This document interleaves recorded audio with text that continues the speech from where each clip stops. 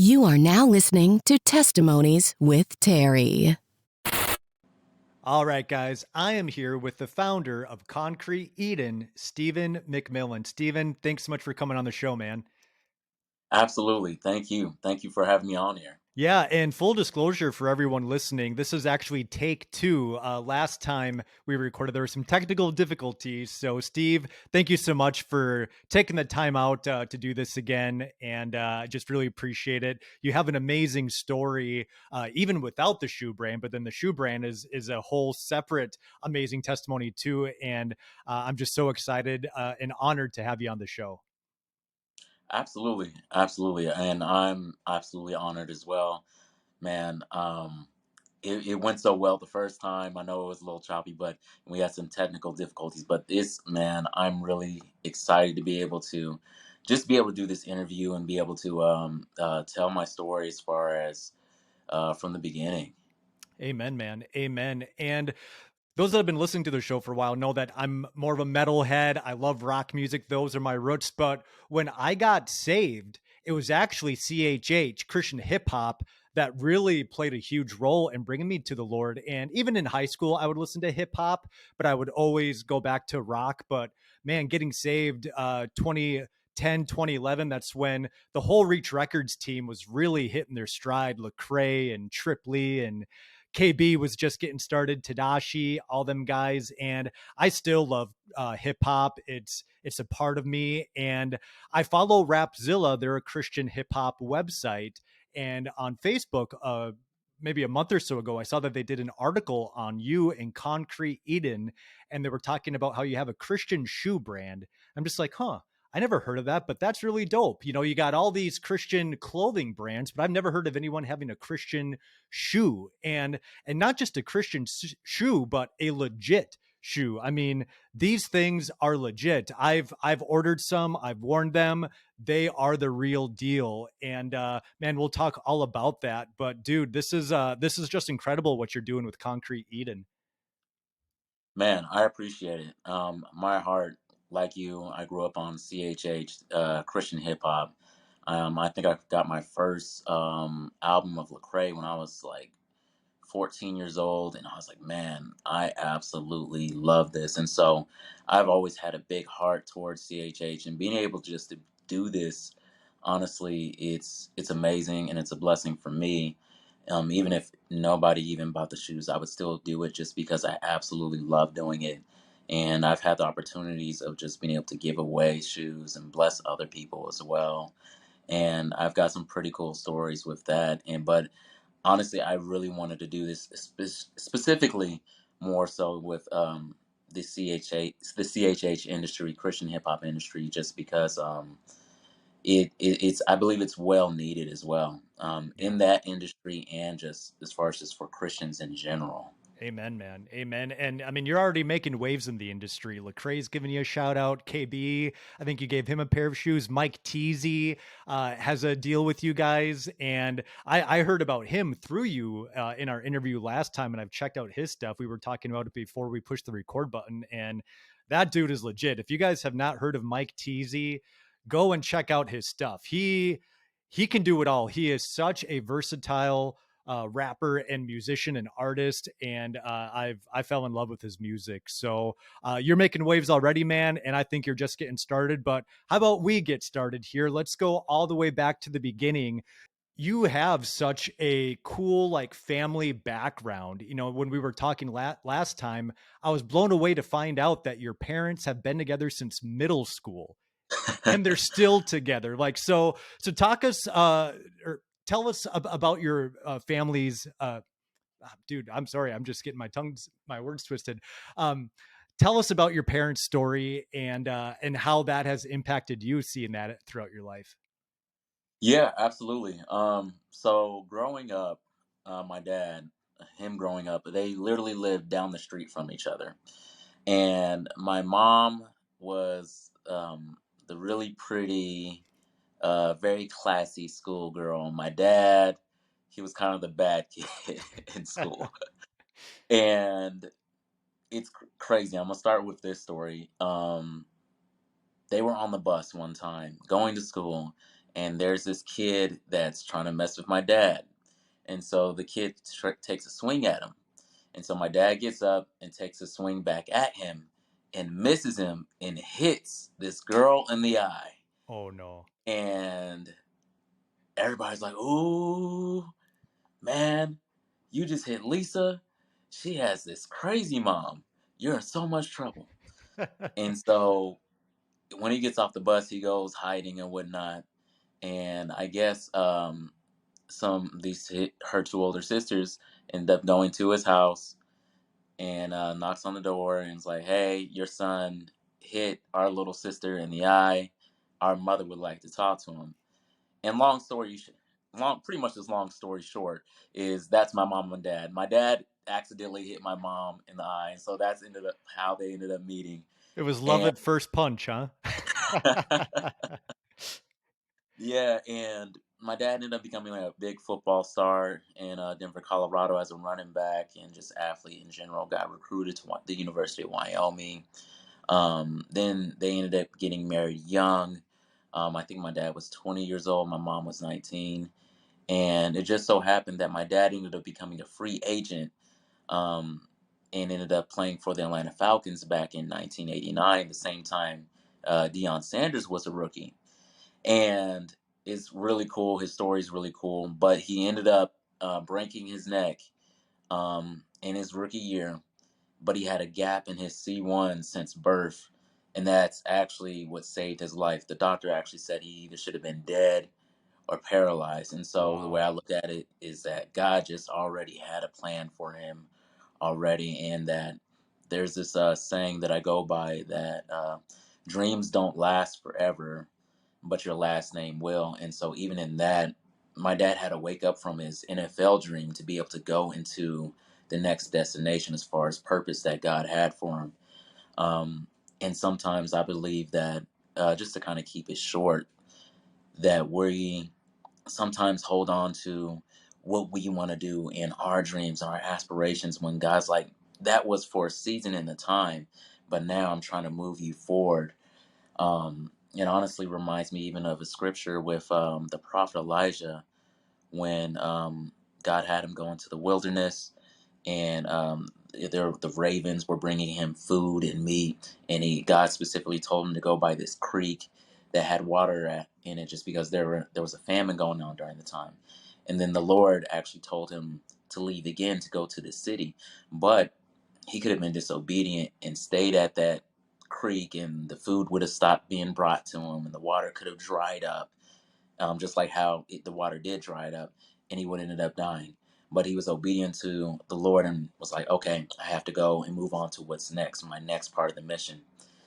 And I just feel like that's really important just to even just share, just because, like even Kobe Bryant, he had to stop his dream at one time and point. He had to move forward, and he ended up getting I think it was an Emmy or an Oscar for that Dear Basketball book that he ended up writing, or that I think it was either a book or a short film, but he ended up winning a large award for it. And um, it's really important as far as just walking in our purpose as far as with God, and understanding when, okay, God's trying to move me into the next thing, and not being fearful of that, but just having faith in him as far as when you do that. Um, but after that, we ended up moving back to Colorado. I grew up in Georgia for until I was about 13 years old. Then we ended up moving back to Colorado, and this is where I really started. Um, Georgia was when I was around 10 years old, where I started really walking in my faith as far as with my relationship with the Lord. But when I moved to Colorado is when I really, really, really, really was becoming very serious about it. But I have an older sister and a younger brother as well, and we're all close. We're all literally extra close. I would definitely say the pillars of my family is um, uh, unconditional love and just radical forgiveness. No matter what anybody does in our family, we forgive each other radically and just love each other unconditionally, even when we don't like each other in the moment. And it's a beautiful thing to have that, and to be able to even try to pass that down to my children and my wife as well. So that I guess that's a short summary as far as with my family and my parents. Yeah, no, dude, that's amazing that you have that kind of like heritage, right? And even going a step beyond that, last time we talked, you mentioned that your grandpa is a pastor, your dad just got ordained as a pastor, and I think at 12 years old, you said that you felt the Lord speak to you that you're going to be a pastor too. Yeah, yeah, and it's a crazy moment. So early, I've had a lot of supernatural experiences with the Lord, and I was really big into football, and so I remember in my room just meditating and praying, and talking to the Lord and asking Him, "Hey, are we gonna win this football game?" And He's like, "Nope." And I'm like, "I'm gonna try and win it anyway." And it's just so happened that I ended up getting hurt in that game, and we ended up losing by like a touchdown or something like that. And I was upset about it. And then pretty much after that game, I ended up talking to the Lord again, and He pretty much told me that He's called me to pastor. And I was like, "Well, can't we do that and football?" And He was like, "No." And so I literally have known since I was a young boy that the Lord has called me to pastor, and I've been, I guess you could say, walking in that calling over time. And even when I didn't know what I was doing, it was like the Holy Spirit was already teaching me and even leading me just naturally in doing it as far as pastoring other people, which is that's been a phenomenal and amazing journey as well. Yeah. Yeah, and I think of the relationship that you have with your dad too, you know, again talking about heritage, and you and your dad have such a close relationship. Last time we talked you said he was like your superhero growing up, right? Yeah. And just what he instilled with you, you know, that confidence to do well, you know, in athletics, in the classroom, wherever it may be, but to also know that you're not better than anyone else either. And so talk to us a little bit more about just that huge pivotal role that your dad played in those early formative years for you. Oh man. I just known ever since I was, I mean, I not only share his name, but I wanted to be just like him. Like literally, like you said, he was literally like Superman to me. Like he was literally everything, and I wanted to be just like him. If he leaned back when he drove, I would lean back to copy him. His favorite color was black growing up, so my favorite color ended up becoming black. He played for the Atlanta Falcons, so I'm a diehard Atlanta fan. Um, just everything that he did, I wanted to be just like him. And since he was a phenomenal athlete, I wanted to be a great athlete as well. Not a lot of people know, but my first love was actually basketball. But then I ended up finding out I was just a phenomenal football player. But just in some of the small things that he just kind of cultivated in me, like you were saying, the mindset. Like he literally, I call it the warrior mindset. That he literally, it was almost like he there were lessons, and he would talk to us about a lot of stuff as far as that if you start something, you absolutely cannot quit in the middle of it.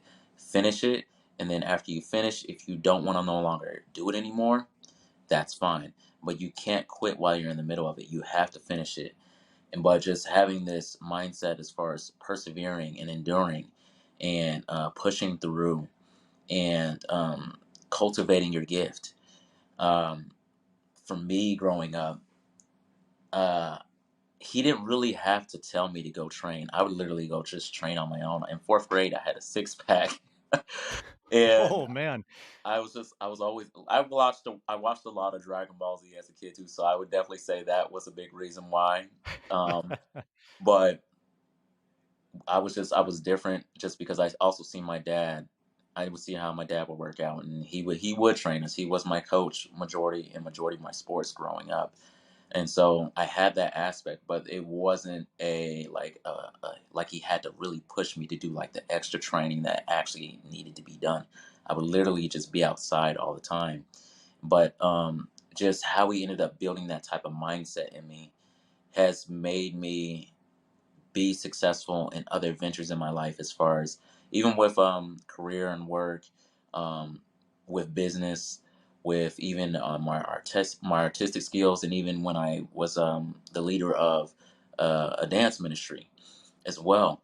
A lot of the people that ended up becoming a part of that movement and that dance team around that time, they didn't have a very close relationship with their dad. And so I was in a role to where I was doing almost like some healing in people, because like as far as like emotional wise, because they didn't understand that dynamic. And so with some of the people that would train under me, I would literally kind of pass on that type of mindset and give them that understanding as far as how to maneuver with it, and to be able to cultivate that in them and to actually build up almost like identity in them. And there was kids who were like 6 years younger than me that were training underneath me. There were people my age or a couple years older than me that were training underneath me. And I didn't really look at it as anything else, but that's what the Lord showed me, is that I was different from my peers because of my relationship with my dad. But that also reflected as far as how open I was able to be as far as my relationship with God. God ended up giving me a revelation about that as a kid, that I have this best friend, um, and honoring type of relationship with my dad. And it's the same way how I am with the Lord. I literally could talk to the Lord about anything. I could be watching a movie and be talking to the Lord about it, or doing anything just in life and just being able to walk with Him. And so I feel like I've had that best friendship with the Lord as well, but it's still with reverence and still honoring, because I understood that even with my dad as well. My dad, like, hey, we're close, we're buddies, but still at the same time, I am your father. And so don't think that you could just get disrespectful with me just because of how close we are. You still have to honor me as your dad. And so that just showed me so many like dynamics as far as with relationship with the Lord as well, and just honoring and reverence, but still being able to have this closeness as far as relationship as well. Man, that is such a precious gift. And again, like you said, not everybody has that kind of relationship with their dad, and then being able to translate that into the relationship with their heavenly dad, with God, with Jesus Christ. And man, it's just a blessing to be able to grow up that way. And I'm so, glad that you had that. And I'm also wondering too, with dad being who he was, especially in the athletics field. I mean, he was a college stud. He made it into the NFL, and on the Koncrete Eden Instagram page, you have a video of him just lighting up a dude. Go check that out. What was that like, growing up being an athlete yourself? Did you ever feel any pressure to like live up to the athletic feats that your dad had accomplished? Absolutely. It did.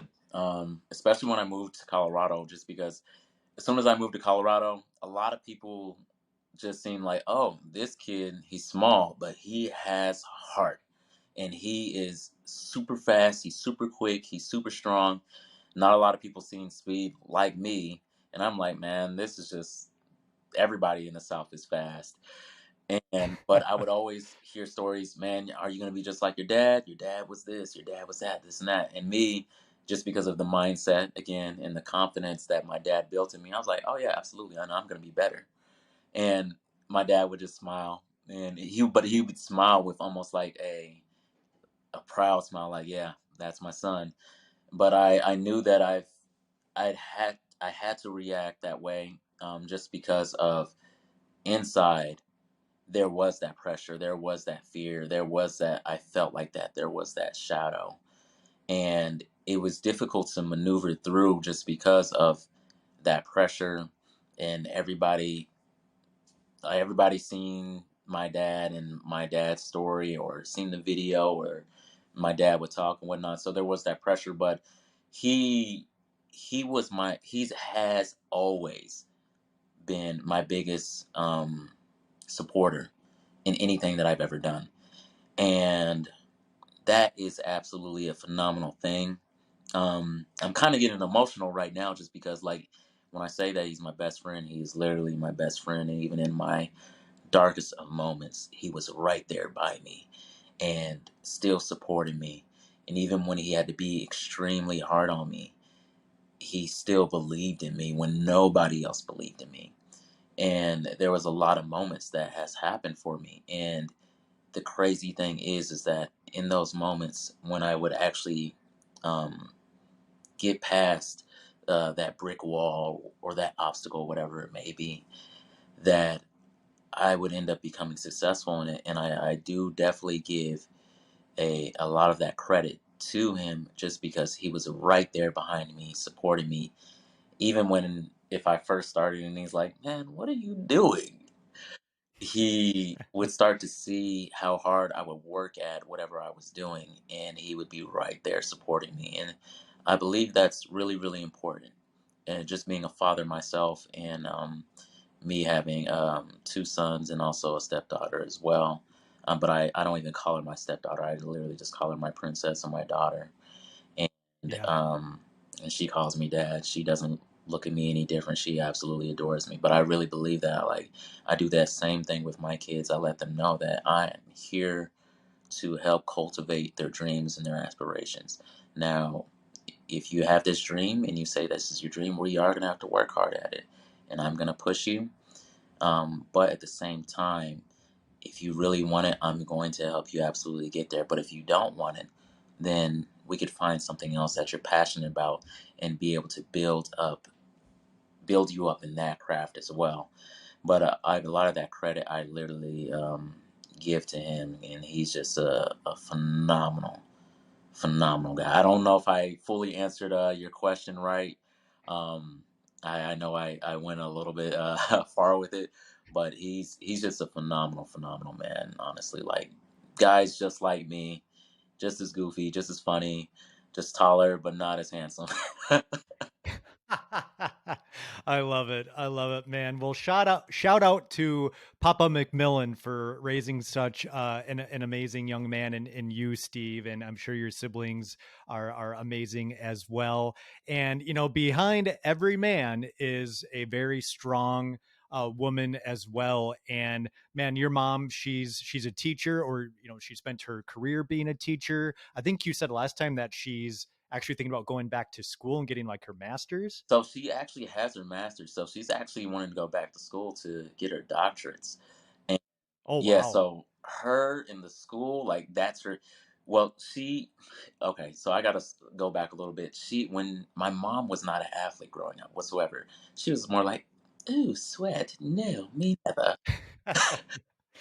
She was a really just like a prissy girl. She did cheerlead a little bit. But when they ended up getting married, she ended up becoming an athlete because she would kind of train with my dad.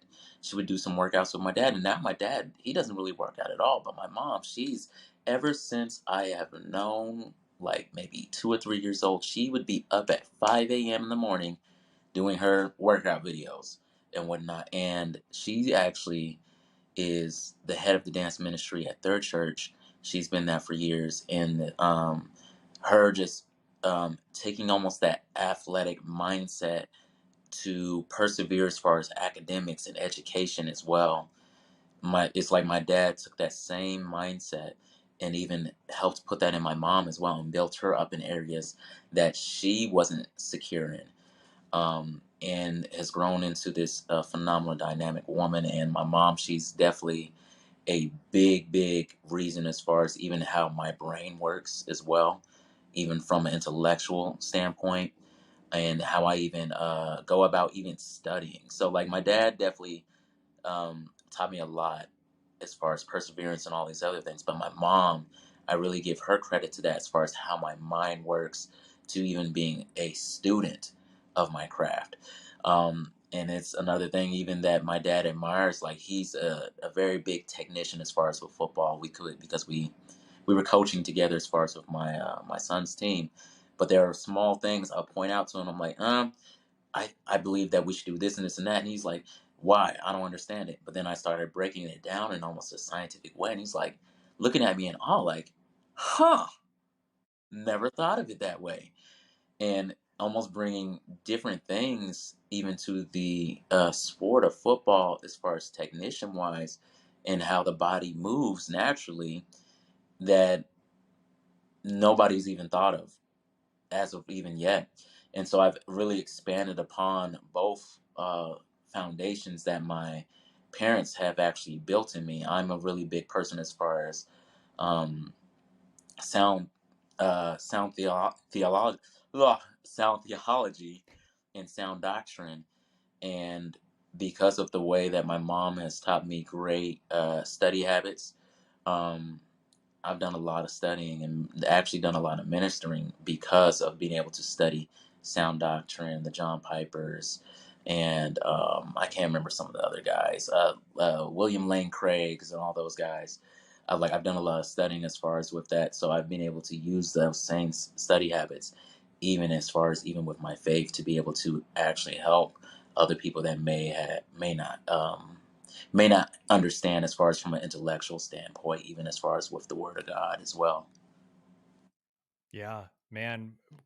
I just the word blessed comes to mind, for you to have the parents that you had, the upbringing that you had, and kind of getting the best from both of them, right? Your dad's athletic abilities, your mom's intellectual abilities, and now, you put them together and out comes Steven, right? And so I love it, man. I love it. You mentioned in middle school you moved from Atlanta to Mhm. Denver, and just from the outside looking in, those are two completely different like cultures, right? I mean, you got the South compared to, kind of the Midwest, more West type of culture. What was that like? What was that transition like from you going from Atlanta to Denver? For me personally, I would say it was really difficult. Down south, we had a lot of friends that felt like family. There was a lot of support there, and my childhood friends, some even that I still stay up with till today. One of them, Bryce Butler. He is actually an ex NFL athlete, played for the Raiders and also Dallas.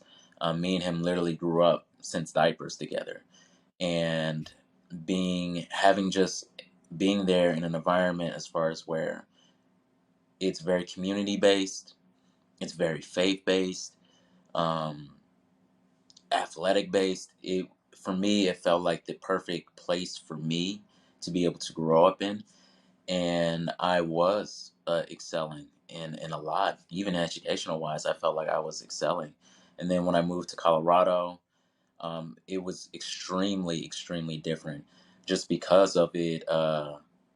Colorado's not very community based. If I'm being very honest, it's very divided in all aspects, as far as even the churches, um, athletics, the community. Everything's extremely divided. The food's not as great, and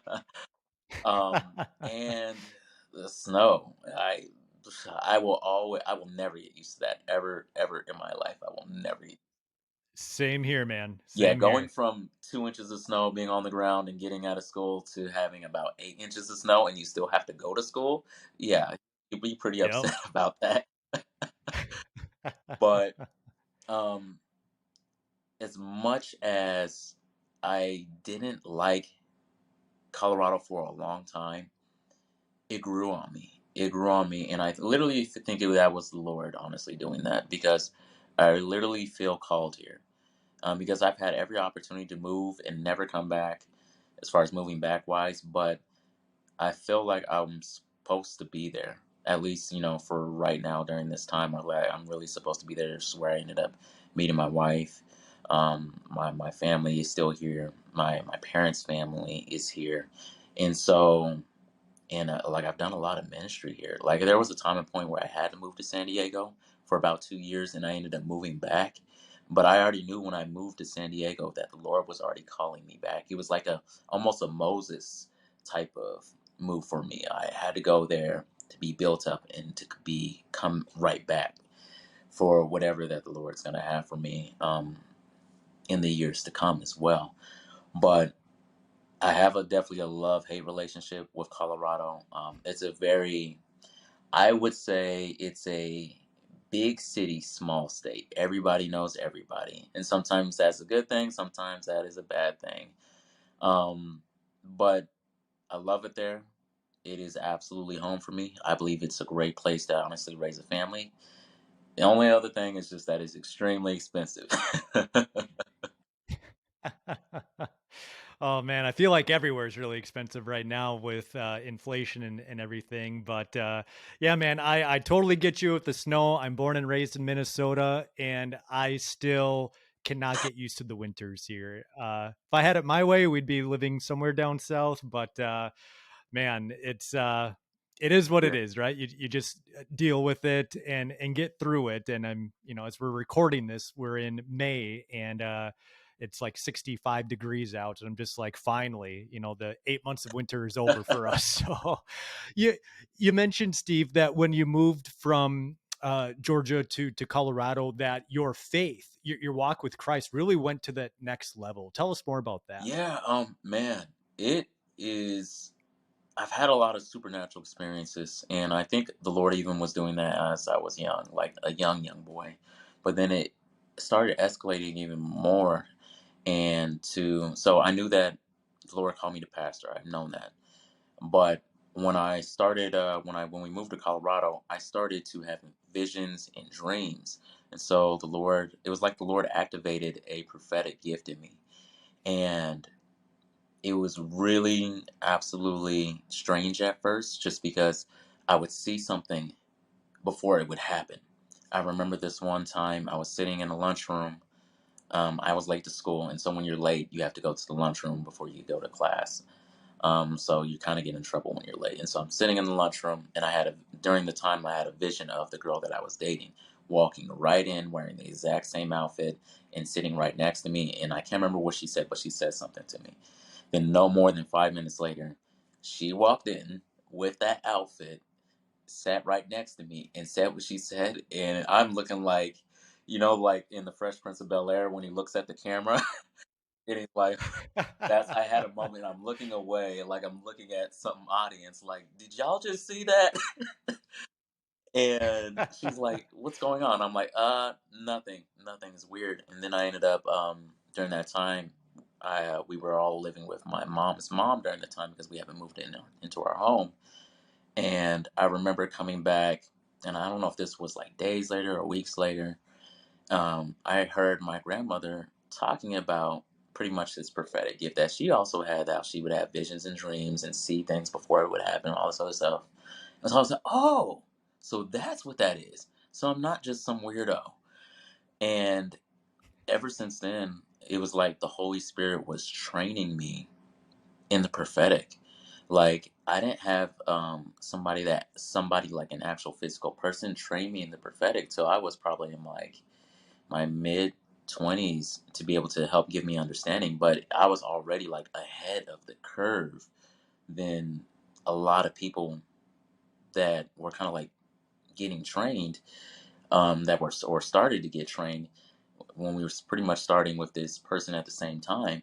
And they were looking at me like, how do you know all this stuff already? And I'm like, the Lord was just teaching me while I was growing up.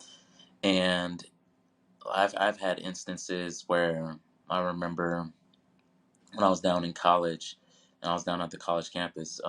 There were these people. I was in like a biology class, and they were asking me about my faith, and they were like, "How did you ended up coming to choose Christianity?" And I just told them, I was like, "I didn't choose it. He chose me." And they were just sitting back and looking like, "Huh." Interesting, because they never heard somebody say anything like that. And I remember this other guy, his name was Steve, really tall guy, played basketball. And I seen him limping as we were walking out of the class, and I was just having a conversation with him. And when we walked out of the building, I was like, "Hey man, I see that you're hurting and you're limping. Um, and what's going on?" And he told me, he's like, "Man, I hurt my ankle extremely really bad. I broke it, and it's not getting better. This and this and that." And I was like, "Well, I have a crazy story for you. I know I just shared my faith with you and everybody, but um, I had a broken ankle, and God healed it. I went and got prayed for from my pastor to where I wasn't even able to jog at all. And as soon as he prayed for it, I was able to run." And I'm like, "Man, I'll be able to pray for you." Wow. And he was like, yeah, man, absolutely. And so I prayed for him, um, had our goodbyes. I didn't see him for about a week or so. And then when he ended up coming back after that week or so and a half or whatever, he was like, hey, Steve, man, I'm so glad I caught you. I wanted to let you know, thank you for praying for me. Literally, after you prayed for me, the next day we had an intramural basketball game, and I was literally running around. And I was just saying, whoa, Wow. this is crazy. And I've had so many experiences like that where it still excites me to this day, for that, just that those type of things just to happen when the Lord uses me. There was another time, and I promise this will be the last story. But with this, Keep them coming, but man. I was at church, and we had like these kind of like these I don't know what you would call it. It was like worship sessions at the church, but it was like more spontaneous worship. And so it was me, Yeah. one of my best buddies. He was like my we were both like campus missionaries down at our college campus. So it was me and him and this young guy that was in high school that was he would like stay with us over the weekend. And we were all there, and we had like the worship night and whatnot. And so we're just all in the midst of worship, and then we seen this lady walk in with her two children, and we were just worshiping. And during this time, I'd already been started to get trained in the prophetic, and the young boy that me and my buddy were kind of like discipling, he ended up saying, "Man, dude, I've got this pain in my like right leg, just going down my right leg, and it feels like fire." He's like, "It hurts," and I already knew because like I was already kind of taught about that, and I was like, "Man," and my buddy, he was looking at me, he's like, "What's going on, Steve?" I was like, the Lord wants to do a healing right now. And he's like, are you sure? And I'm like, bro, you know me and how I operate in the prophetic. I'm like, I know this for sure. I'm hearing it. And he said, yes. And he's like, all right, man. Well, he's like, since you, he's like, go ahead and lead. And so I was like, okay. And so I kind of just stopped it. I stopped it and whatnot. And I was like, okay. So, guys, I don't know who has a pain going down in like their right leg or foot or somewhere right leg area. But if any of you guys have a pain or illness or sickness or something like that going down your right leg, please let us know right now because I believe that the Lord wants to do a healing. And this lady, she stepped forward. Nobody knew her at all. And we were like, everybody was like, amen. And we're like, what is it? She said that I have cancer in my right leg. And we're all like, in my mind, I'm like, okay, whoa, all right, Lord, this is crazy. Um, but she was saying that I'm not even from here. I'm not from Colorado. I'm from Nebraska. And I was driving down this street and I heard the Lord's voice telling me that there's a church over here that he wants me to go to. And so I went into the parking lot and had a look around to find your guys' church, seen the lights were on, came into the church because it's a very small church. And so it's sometimes hard to find. And she said that the Lord just wanted me to be here. And you see this big smile come on my face. And I was like, yeah, this is what the Lord wants to do. And so we're like, okay, well, do you mind if we pray for you? And she's like, absolutely. And so we start praying for her. And there were these other people that were from a different church that were there. And they started to cause almost a ruckus and started to like scream, like not scream like but like like, oh Father God, that type of stuff. And I was just, my spirit was just like, this isn't right. That's not what the Lord wants right there. That's not what He wants to do. I'm like, that's religious. That's not what He wants. And me and my buddy both felt the same way. And even the lady, you could tell on her face, all of our spirits were just vexed, and we're just like, nope. And so my buddy, he was like, guys, I hate to do this. And he's like, Steve, you and Elijah keep praying for her, but I'm gonna go handle this. And so he took them to the back. He's like, hey, I'm sorry, I don't want to seem disrespectful, This isn't what the Lord wants. And, they started making a little bit of ruckus. How do you know this and that word? We have prophetic gifts, this and that. And he's like, yeah, you guys do have prophetic gifts. And I'm not taking anything away from you guys regarding that. But the Holy Spirit isn't in a spirit of confusion. And as soon as you guys started doing that, and then those religious things, he said it caused the spirit of confusion here. And the Lord is trying to operate. And so what I'm going to ask that you guys do as of right now is just please be quiet and allow the Holy Spirit to move.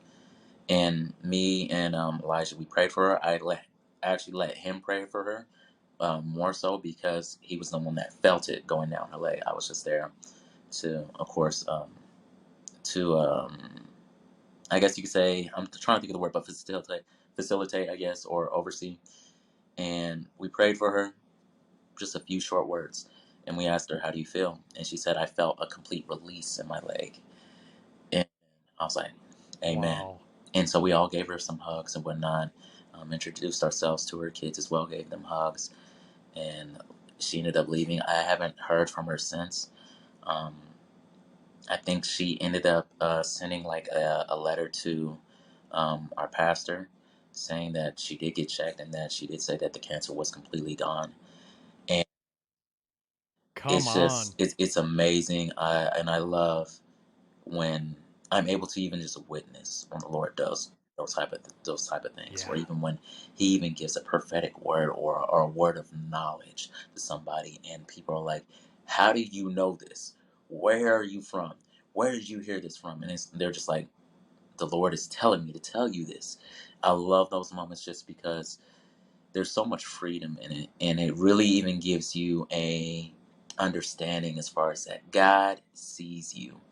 He really does see you, and he sees what you're going through, and he truly understands, and he's right there, and he absolutely does love you, no matter if you're in the deepest of your depressions or even if you're suicidal in that moment, that he sees you and that he loves you and that he has a purpose for you. It may not even be on the big stage, but he has a purpose for you to be legendary in other people's lives, and that may even just be the lives that are just around you right now, or it may be in your community, or it may be on the big stage. But it is up to us to be able to go to him and say, Lord, what do you have for me? What do you have for me? And what do you have for me today? And you may even be wanting to minister to somebody, but God may have somebody wanting to minister to you. I literally just had that happen the other day to me, meeting this guy. I'm getting some work done, and I ended up talking, and I see a cross on his neck, and I say, hey, man, are you a believer? He's like, absolutely, I am.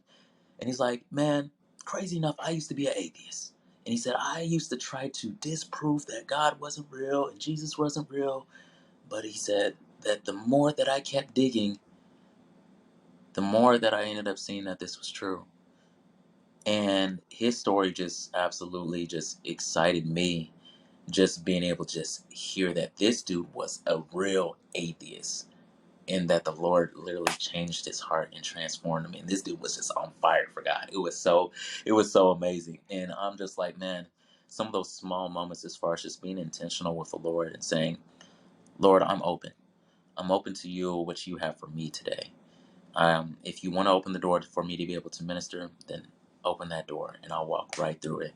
But if you have something else for me to walk through as far as the door, I'll walk right through it. And that's just being intentional with the Lord and intentional with your faith every day, and just literally walking with Him daily. And I've seen the Lord use me in so many ways and use other people in so many ways just from that man. And it's not even just, I'm not even, it's not, there's nothing in me as far as that I believe that's great in me at all. Like the gifts, all the talents, all that he has given me, I'm like, it's literally a gift. Like somebody actually, before I left Colorado, gave me a prophetic word with that same thing that I was saying as far as that. He's like, Stephen, you are phenomenal, and what I hear the Lord saying is that you're God's justice warrior. But also, He gave me a vision of Him putting a crown on your head, and you're so humble. He's like, you're so humble that you're taking the crown off and laying it before His feet, because you're so humble and you're saying that, Lord, I'm not worthy for this crown. But he picks that crown up and keeps putting it back on your head. And my pastor, he was sitting there, he's like, yep, that's absolutely right.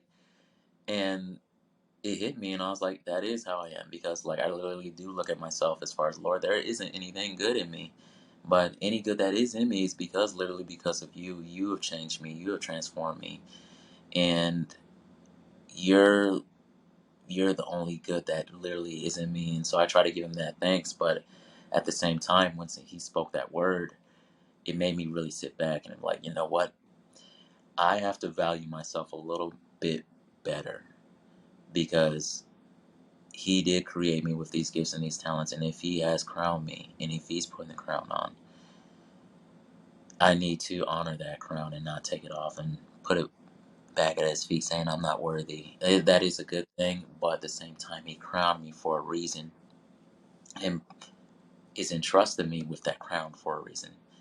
He trusts me with it because he knows I'm going to honor him with it and try to really do the best that I can to stay humble with it. And it's crazy because that's the same way that King David was.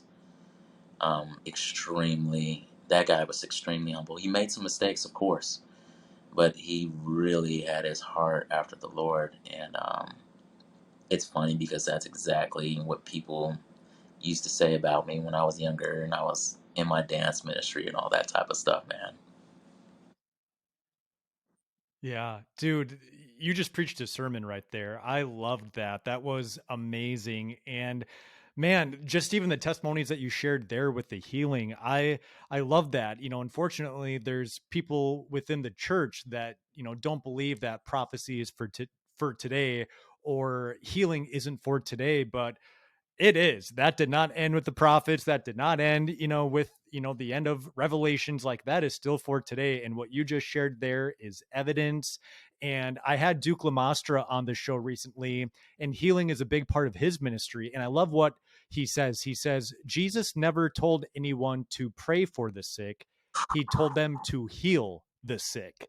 And oh man, like that just like every time I hear that, like I get goosebumps, because it's like that's true. That's what he commanded. And like you said, there's nothing special about you in a sense of like he's choosing you to heal, just like there's nothing special in me or in Duke or anyone else. It's just the fact that he wants to use us. Like, we are his conduit to bring the kingdom, to bring heaven to earth, right? And man, just hearing you talk about that just fires me up. Man, I feel like I could run through a brick wall right now hearing those testimonies. I just never get tired of hearing testimonies of healing like that. Cancer, dying in the name of Jesus Christ. Like, come on. Man, there's so much there to unpack, but dude, like your story, it's still, we're still in the middle school years here. And so, here you are in Colorado, and you're really, stepping into these gifts of the Spirit. Like you said, the Father just activated it. And so the other part of that too is that you're still focusing on athletics, which is, kind of ironic looking back, because he already told you at this time that, hey, you're not going to end up doing that. You're going to be a pastor, but you were still going after the athletics. And so what did that look like? Football through middle school, through high school. What Oh did that man. end up looking like for you? High school, I was a phenomenal athlete. I ended up getting recruited to this college prep school, high school called Regis Jesuit, and I ended up getting a full ride scholarship there. I didn't have to pay any tuition or anything like that. My freshman year, I was so dynamic. I actually ended up getting hurt, and I ended up missing up a couple games, but still ended up rushing over like 900 some yards my freshman year with the freshman team. But I did so well that they wanted me, like at the end of my freshman season, varsity was still going on. They took about 3 kids to come up to varsity to be able to practice with the varsity team. And so I went up to varsity. They brought me on there, and literally the head coach, oh man, I can't remember his name, but he actually he's coaching in the NFL now, or he was coaching in the NFL. He ended up coaching with Gary Kubiak down in Houston, and the Kubiaks actually went to my high school. So I was already getting a lot of looks at from people who have either were in the NFL or they were coaching in the NFL or something along the lines. John Lynch used to come to our games all the time. And so a lot of people were actually very extremely excited about me. But then that whole coaching staff left. After that, coach ended up leaving to go coach in the NFL. And then I was stuck with a new coach, and I had ended up going through a lot of kind of like adversity. I had to go through a lot of the politics and all that stuff, and it was extremely hard for me. But because of that mindset that my dad put into me, I persevered and I pushed through. And I remember when a lot of things ended up becoming real for me was going into my junior year. Everybody was like, Steve, you honestly need to stay at cornerback because you're a phenomenal shutdown corner. But I loved running back so much. I literally moved to like Barry Sanders. A lot of my coaches even were like, man, we've never seen anybody ever cut like this besides two people, Barry Sanders and Reggie Wow. Bush. And I was like, man, I love Yeah. those guys. I study them. So I'm like, it was something huge for me. And I just remember going into my senior year being dynamic. I went to the Nebraska football camp, and nobody heard of me, anything at all. And we were running 40s and whatnot. And I remember when I ran my first 40, I took off, gone. And I was running so fast that when I went through the finish line, I like stumbled and started rolling like Sonic. And I felt so embarrassed. I was like, man, crap, I must have jacked up. And then I went back in line out of breath, and everybody was like, dude, you're freaking fast. And I'm like, what? Really? They're like, yeah, man, everybody was looking and staring at you. And I'm like, holy crap. Okay, the pressure's on. And so by the time it came up to my second time to run that 40, I remember literally you could hear a pin drop in that whole stadium. And all the coaches are looking at me, got their watches out. And I'm like, oh man, I'm still tired. I'm not ready. I'm still out of breath. And I still ended up running a decent time and whatnot. But that just whole experience, I literally just had a phenomenal experience where literally schools were saying, hey, we're interested in you. Keep our contact. We want to stay up with you as far as with your senior year and whatnot. And I remember my first game, I ended up, just in the first two quarters, I ended up rushing for over 70 something yards, and I ended up having over 120 something yards as far as receiving wise. And so I was just having a phenomenal game. They're like, Steve, you're done. And I'm like, no, let me stay in. Let me keep going. I'm like, I'm feeling it right now. And this was a really good team. It was a really good team. It was actually the team my younger brother was playing for. And he was just like, Steve, you were outrunning guys that ran like in the tens as far as 100 meters. He's like, dude, you looked freaking fast. Like, I've never moved that fast before. And it's funny because when I would go to my brother's practices, they were trying to recruit me. Um, and I would just remember going into my second game. Um, I was doing really, really well, but close to the end of the second quarter, hurt my knee. And I knew, I was like, man, it's not right. And my dad, he was just like, he was heartbroken for me. And going into the fourth quarter, my dad was like, man, your team needs you. Man, can you do it? And I'm trying. I went out there and tried, and I knew I couldn't. And for the majority of the season, I knew it wasn't right. My knee wasn't right. My speed wasn't right. I wasn't able to cut like I used to. It literally almost felt like that movie, Friday Night Lights, with that guy, Booby Miles. You knew just that he wasn't right. And I had a moment like that where I was like, man, I've literally trained for this my whole life. What do I do now? Like, God, what do I do now? And it hurt so bad. And that's how I ended up going down to the uh, not the university, Metropolitan State University, to because I ended up getting down so bad on myself and going through a bad depression that my grades dropped my senior year. And so I was like a point something away from getting into UNC, and they wanted me to walk on, but I had to get my grades together for about a year and then go. But I ended up falling in love with a girl down at the campus, got distracted, and stayed down there. Crazy enough, that's when I kind of started like my dance ministry and whatnot down with my buddy. And crazy enough, I ended up getting a call my sophomore year of college because I was running track at Metro. But I ended up getting a call like, hey, we talked to your dad. We took a look at your high school tape. We are absolutely very interested in you coming and playing for us. And this was Colorado State in Pueblo, and they were like, we would love for you to come and take a trip up here to see if you actually want to play here still. And so I'm like, man, I let go of the football thing, and I'm like, they still want me. So I go up there, and I'm taking the trip. Me and my dad are all excited. Even my mom, she doesn't like football, but she was excited for me. And man, this is my dream. I get a second chance. And I remember as we were driving back to go back to Denver, I had to go to the bathroom. And I'm like, man, Dad, hey, can you pull over to this gas station right over here? And he's like, yeah, absolutely. So he pulls in, boom. I go into the bathroom. And so during this time, like I said, I have uh, Koncrete Eden is a dance ministry during the time. And I've done like t-shirt designs or whatnot. And so I go in and I'm using the bathroom and I see a backwards K and an E. And I'm like, huh, that looks exactly like my logo. And I'm going to be honest, nobody's ever seen my logo or anything like that. Nobody knows. So I'm like, oh, this is cool. I'm going to take a picture of it. I'm like, this must be a sign from God.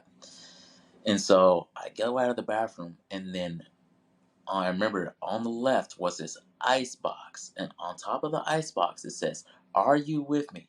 And I'm like, okay, I see my logo. That was the sign to get my attention. I see the ice box saying, are you with me? God, what is it? What are you trying to say to me right now? And I remember getting into the car, and I seen one of those street signs, and it had an arrow going this way and an arrow going that way. And I knew immediately what that meant. And pretty much what the Lord was telling me was that if I go play football, of course that He's still going to be with me. But it's going to be very difficult for me. There will be struggles up there as far as that I will have to deal with, all these other things. But if I decide to stay and choose to do this ministry, that He was absolutely going to be with me, but He was going to bless me as well. And my dad didn't understand. He was really hurt. Like, he was hurt for years, and he would let me know. He's like, yeah, you should have went up there and played ball and this and that. But he ended up growing to understand once I've kind of told him the story over years and years of time, because he really didn't believe me. And he really thought I was just kind of like copping out because of whatever, I don't know. But I could definitely say I've been blessed. Like I said, when I decided to stay, I did still kind of, there were still hardships that I went through, of course. But literally, I definitely feel that the Lord's hand has been on me and on my life. For me, even just me being a father, and being able to be there with my son, I really felt like that was going to come in between as far as my relationship, as far as with my son, as far as with football and whatnot. But the things that he has done in my life have been unexplainable and has literally been like a movie. Every time I tell somebody even just a smidget about my story, my life, they're like, this is a movie. Well, like, you got to be lying or exaggerating. And I'm like, no, this is literally just my life that I've literally just lived. And the way that He's put things in place for me, my life has literally been blessed. Even when I was in San Diego, I remember praying to the Lord like at 2 a.m, and He said that He was just going to honor me, that He was going to honor me with me moving back to Colorado, and He has. And even being able to, like, Koncrete Eden was on a hiatus for about 4 or 5 years because I had no idea what I wanted to do with it. I didn't even believe I was going to come back doing Koncrete Eden again at one time and point. And even the way that he kind of propelled me into that again. And as soon as I started doing it, it was like 100 times successful. And I'm like, man, Lord, like this is this is crazy. This is literally crazy how literally I feel like my life is literally like a movie, and I literally get to just be in it. And hopefully I get to write a book or something along the lines about it, so that people get literally then details as far as my life. But he literally has just blessed me and honored me, even when, like I said, in my darkest of moments, even when I gave up on him.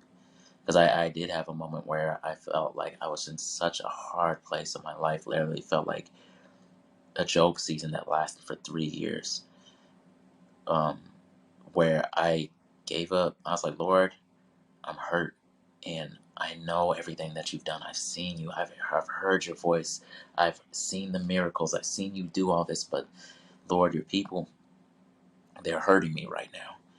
And I really do not want to have anything to do with your people right now.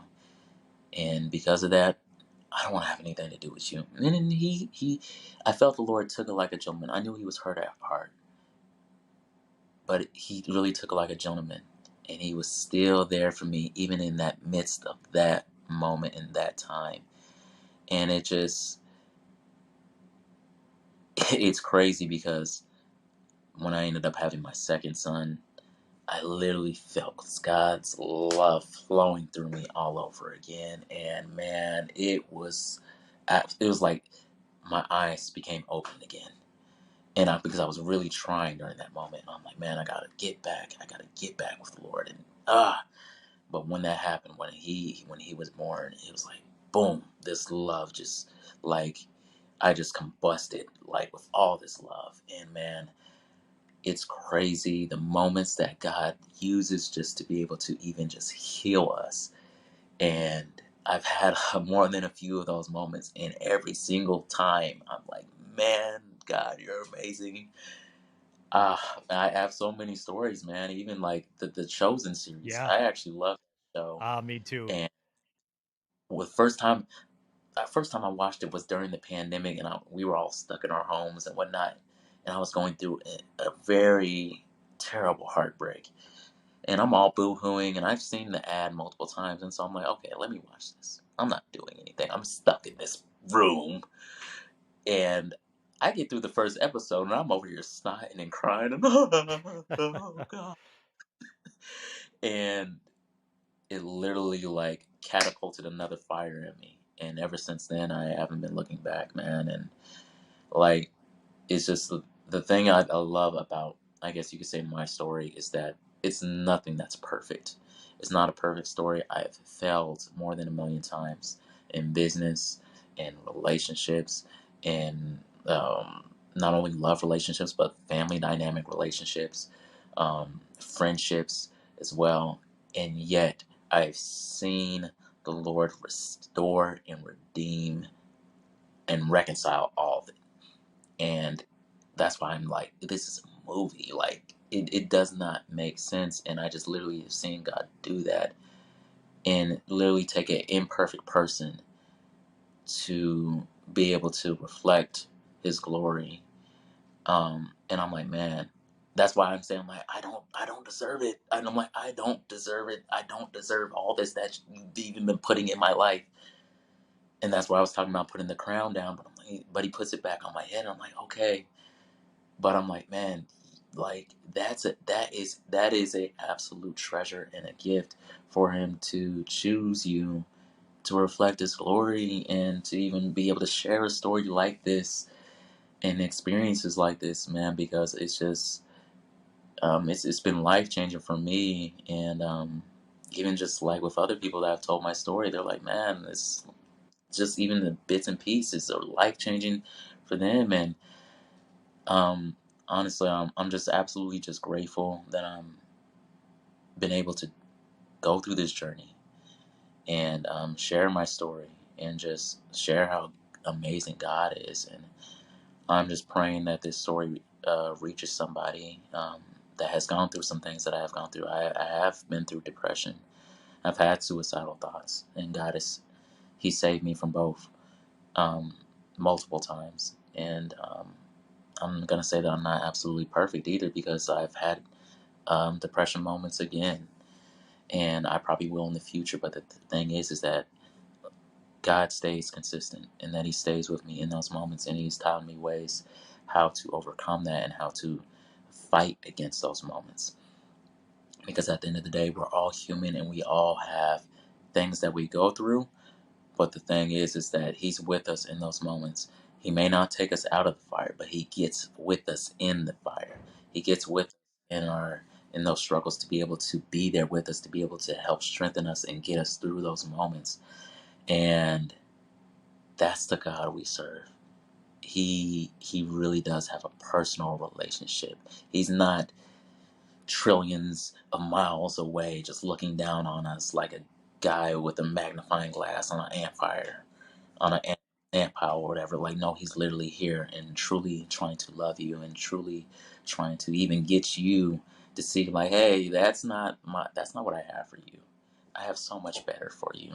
Now, this choice over here, this is a better choice for you. I'm gonna let you do what you want, and you get to make the choice. But still, I've got so much better for you. If just come be with me and walk with me, and I'll show you so much better. And it's beautiful, man. Like, the journey is absolutely beautiful, and that's what I would definitely tell people out there, is that fall in love with the journey with the Lord. Don't be so future minded that you're always looking so towards the future. Don't be so past minded that you're looking in the back rearview mirror, that you ended up crashing into everything going into your future. Be present and be intentional. If you're present and being intentional with the Lord, you'll see His wonders in your life, and even just the smallest of things. Yeah. And as you're talking, man, I think about how great your dad was and is to you, throughout your life, and growing up and teaching you and being there for you. But how much better is our heavenly father than like all of our dads, right? Like no dad, no parent can compare to God, obviously, right? And like you said, just how he's a gentleman when we are kind of veering off path. He's not going to be a jerk about it. He's not going to be like, well, screw you, you hurt me, so I'm done with you. No, like it's it's a level of love that until you experience for yourself, you're just not going to understand. But to anyone listening to this that hasn't experienced it, you can. It is for everybody. It is not for just Steven. It's not just for me. It is for all of us.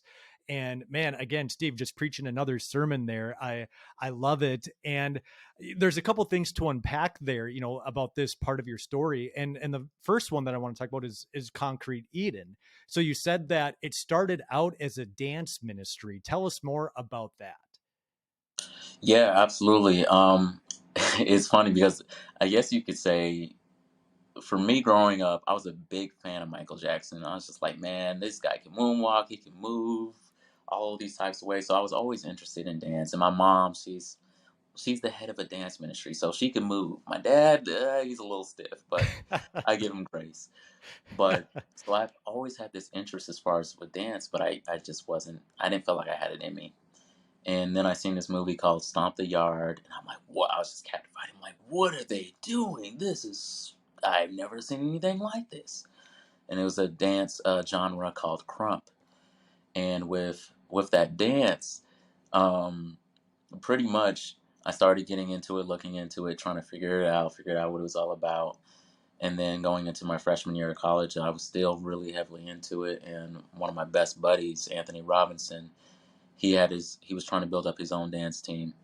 And he was like, hey, Steve, why don't you come and join my dance team? And I was like, I'll support, but I'm not really into choreography like that. I'm into crumping and battling and stuff like that. And so we were kind of do that, and his team didn't take off. And so going into it was like closer to the end of after actually the beginning of my sophomore year. I was really taking it seriously, and I was crumping. And so it was me, this other guy named Trevor Jackson, and my buddy Anthony Robinson. And my buddy Anthony, he wanted to learn how to crump as well.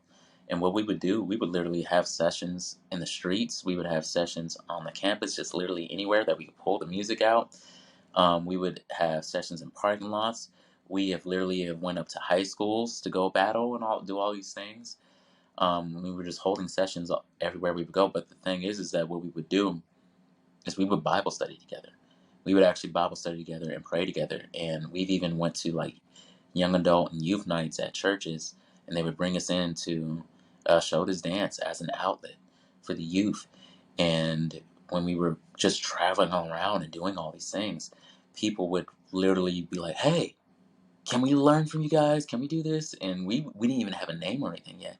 So my buddies, they were like, "Steve, you know, we really feel like this is your thing, and God has put you in place. You got to come up with a name." So I'm like, I don't want to be a leader. No, not this guy. I want to be in the background. I want to support." But they were like, "No, you have to be the leader." I'm like, crap. Okay. And so I remember I was praying about it for a while, and then I ended up getting on the light rail one day, and I heard the Lord's voice say, "Concrete Eden." I'm like, "What?"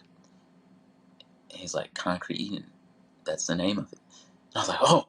And so I'm texting my buddies. I'm like, "Concrete Eden." And they're like, oh. They're all like, "Oh, man, oh, this is crazy." Because they absolutely loved it. They thought it was brilliant. And honestly, during that time, I had no idea what it meant. I'm like, "Okay, Concrete Eden. Well, that's what we're going to go with. Concrete Eden." And so it ended up taking off, man. We ended up literally becoming a movement without even knowing what we were doing. All we knew is that we loved God, we loved this dance, and we wanted to share both. And so we ended up holding like dance sessions on Friday nights where people could come and dance and they would battle. Um, but what we would do, we would open up in prayer and we would close out in prayer. And we've literally like we've been at or like we used to dance at this place called Utah Park, and it was literally just like just a park, and there's homes on the outside of it and whatnot. And we've had the police called on us because they thought, because we were so loud, the music was so loud, that people thought that people were fighting. And they were like, "Hey," cops will come up on us, "Hey, what are you guys doing?" And literally, it's always at this moment when we were getting ready to pray. I'm like, "Well, we were having a dance session and whatnot, but we were getting ready to leave and we were about to pray out. You mind if we just pray out real quick?" And the cops would just like sit back and like, "Yeah, absolutely. You guys go ahead and pray out. Make sure you guys get out of here after you're done." I'm like, "Yeah, absolutely." And even there was a couple times, even a couple of the cops came over and prayed with us. Come And on. man, some of the people that were there that were just coming to the dance sessions were not believers at all. And the crazy thing is that some of them that weren't believers ended up becoming believers Let's and go. ended up going to church with us. I remember one of my closest buddies, Aaron Beasley. Um, I remember when he came to one of our first events, and it sounds really outside, like really crazy. He told me, he's like, "Man, you guys saved me. You guys saved my life." I'm like, "How, man?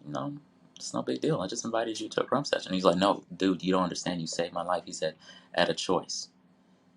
I had a choice to either go sleep with these two girls that wanted me to go sleep with them, or I had a choice to come to this event." And he's like, "I already knew you, Steve. I already knew that you were a man of God and that you guys do your Bible studies and everything." He's like, "I've been pursuing God. And the thing, I've been pursuing God. I've been in this dark place and I was really hurt from a breakup. But I've been chasing after God. I wanted to give my life over to God. And I felt like this is one of those pivotal moments in my life." It's like I had that choice to go over there and do that with those girls or come here. And he's like, "Man, I'm coming here and I'm choosing to join your guys' crew. I'm going to be a part of this crew and I'm giving my life to God." And I was like, "Man, dope. Yeah, let's do it." And then, crazy enough, no more than a month later, the girl that ended up breaking his heart, literally, that's his wife now. She ended up giving her life over to the Lord at one of our Bible studies.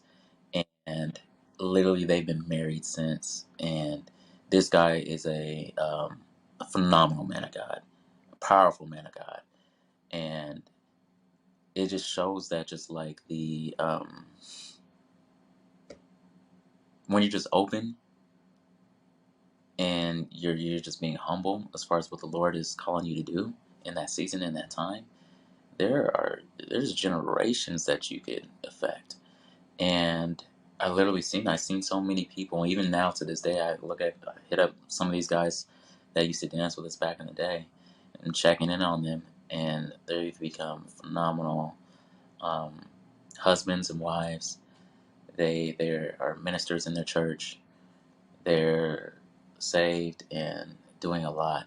And even so there's other people that have even walked away from the faith, and they've hit me up and like, hey man, Steve, I know you're a man of God. Can you pray for me? Can you help me? Can you help me get back on track with God? And I'm like, absolutely. And one of them is actually, it's crazy enough, he's my neighbor. Literally was at that dance session from 10 something, 10, 12, 13, 14 years ago, and literally walking with the Lord again now. And it just shows us that just you don't have to be perfect. You absolutely don't have to be perfect, but you just have to just be in tune as far as what God is trying to do with you in those moments, in those times, and being who God made you to be. That you literally don't have to copy everybody else. Um, you just have to just see what He has specifically for you, and it could be some of the simplest things as far as in those moments, as far as what you're doing. My mom being a teacher, like going back to that, she has been a catapult as far as in our community because she goes to the same church that is right down the street from the school that she teaches at. And so some of the kids have seen her at church. And I'm just like, how important is that for people, for kids to see that, oh, that teacher that goes to my church goes to my school? Wait, she's a part of the dance ministry? Wait, she loves God like this and this and that? It's those are automatic planting seeds, and those are the type of seeds that we need.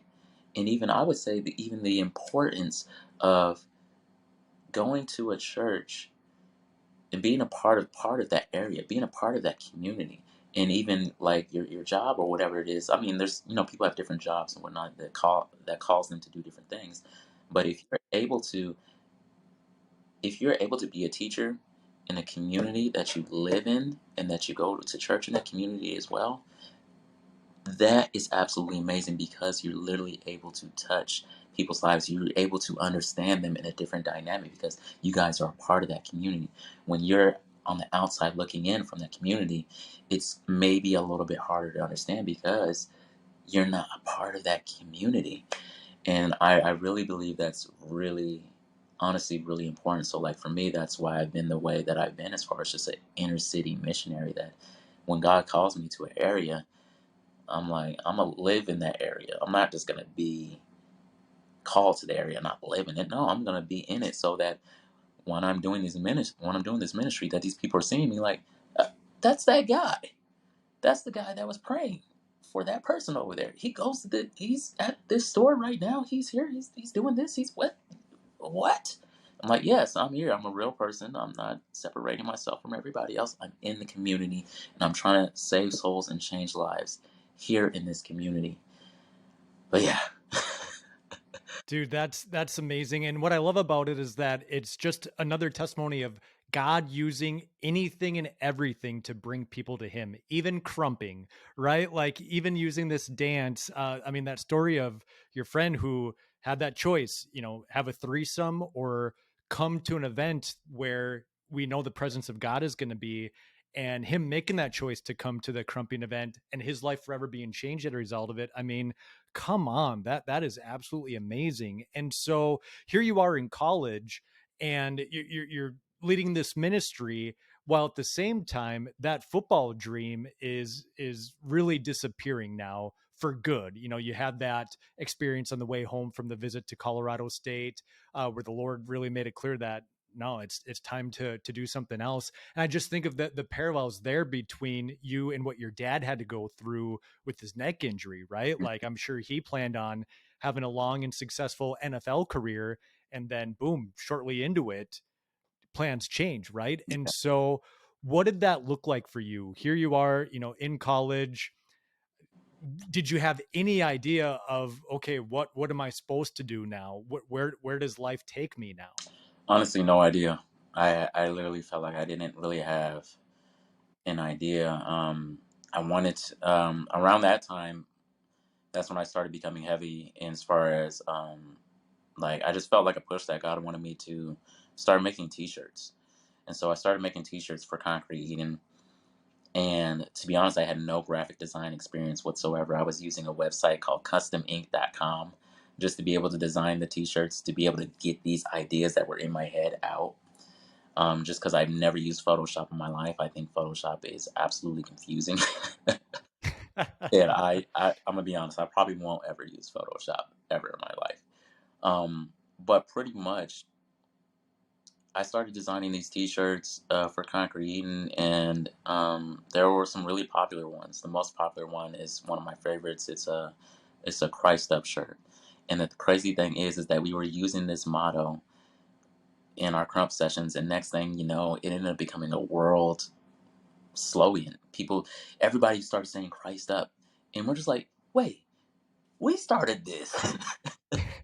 Should have trademarked that, man. Yeah, yeah, and it was like it was used in the crump movement. It was used in so many other movements. I'm like, man, what? This is crazy. And nobody knew that me and my buddies ended up starting that slogan. And we didn't really care or whatnot. But we ended up making a shirt behind it. And we ended up making this other shirt called the Face of Christ shirt. And it almost looks like the Passion of the Christ. What is that word? It's like the outline of his face. And all the names of God in it. It's honestly a really, really dope design. And I've kept those designs with Concrete until to this day. But even some of those designs, I remember God waking me up like at 3 in the morning and just downloading, and I'm like, boom, on the computer. My dad's waking up. He's like, dude, what are you doing? And I'm like, it's 6 a.m. in the morning. I'm like, I have to get this done. And but he's done that so many times. But during that time, that's what I knew. That's why I'm like, I feel like this is what I'm supposed to be doing. And I had no idea what was going to come of it. I wanted it to blow up, but I was like, man, if it doesn't, it is what it is. I was going to school for exercise science during the time, um, and to be like a personal trainer. But my heart, I wanted to honestly study theology, but I was pretty much almost done. And I'm going to school during this time, and then man, it's it's a lot. I remember I ran into this guy from San Diego. He was a prophet, and he also was involved in the crump movement. And I remember when he was out here, I started feeling like the unctions of the Holy Spirit for the first time ever. And I was like, what the heck is this? Because it literally felt like I was being pulled all over the place. And I'm like, I've never felt this before. And then the guy was like, hey, it's okay. Don't freak out. Those are just the unctions of the Holy Spirit. I'm like, the who, what? I'm like, I've never heard of this. And I had to do some studying on it myself just to be able to even understand. So I'm like, I didn't understand it. But then I seen it happening to like other people as far as involved in the ministry. And I'm like, you got it too. And he's like, yeah, what is this? And I'm like, it's the unctions of the Holy Spirit, I guess. And so I started just like even learning in that. But then with this guy, he's like, Steve, I feel like I'm supposed to mentor you. He's about a year or two older than me. And he's like, I feel like the Lord is calling me to mentor you. He's like, is that going to be okay? And I'm like, yeah, that's fine with me. He's like, what I'm going to do is I'm going to teach you a little bit more about the prophetic, but as well, I'm going to even teach you as far as what's your t-shirt business, because he had a clothing line during the time. And then about 2 years later, this guy ends up becoming literally a millionaire overnight. And I'm like, dude, what in the heck? And pretty much fast forwarding a little bit, because during that time, he actually wanted me to move to San Diego for just like a certain time and period, just to really have like hands-on training instead of flying kind of like back and forth. And during that time, I was like, I can't. I'm like, I got my son. I can't let my son. I can't do that. He's like, I understand. And fast forwarding like years later, I remember I was doing like Concrete ended up becoming like a music label. It was a clothing line and a music label. And so now I had Christian hip hop artists that were a part of the label, and we were killing it. We were making strides. Like, these guys were top tier. And literally, I remember, so my son's stepdad, he's actually was a part of it as well. And so he was like my right hand man. And so I remember calling him up and I was like, hey man, let's go see Nate. And he's like, really? I was like, yeah man, let's go sign his worship team. He's like, okay. He's like, only thing is, man, I don't have any money. And I'm like, don't worry about it. I'll pay for it. I'm like, I'll pay for it. We're gonna literally fly out there for a few days and come back. And he's like, all right, man. All right, I trust you. And so me and him both hop on the plane, fly out there. And um, I told Nate, I'm like, hey man, I'm coming. He's like, all right. And then when I told him I got off the plane, I'm like, hey man, I'm here. What's the address to your place? And he's like, you really came? And I'm like, yes, I told you I'm coming. If I say that I'm going to do something, it doesn't matter how long it takes, I'm going to get it done. And so pretty much we're sitting at the table.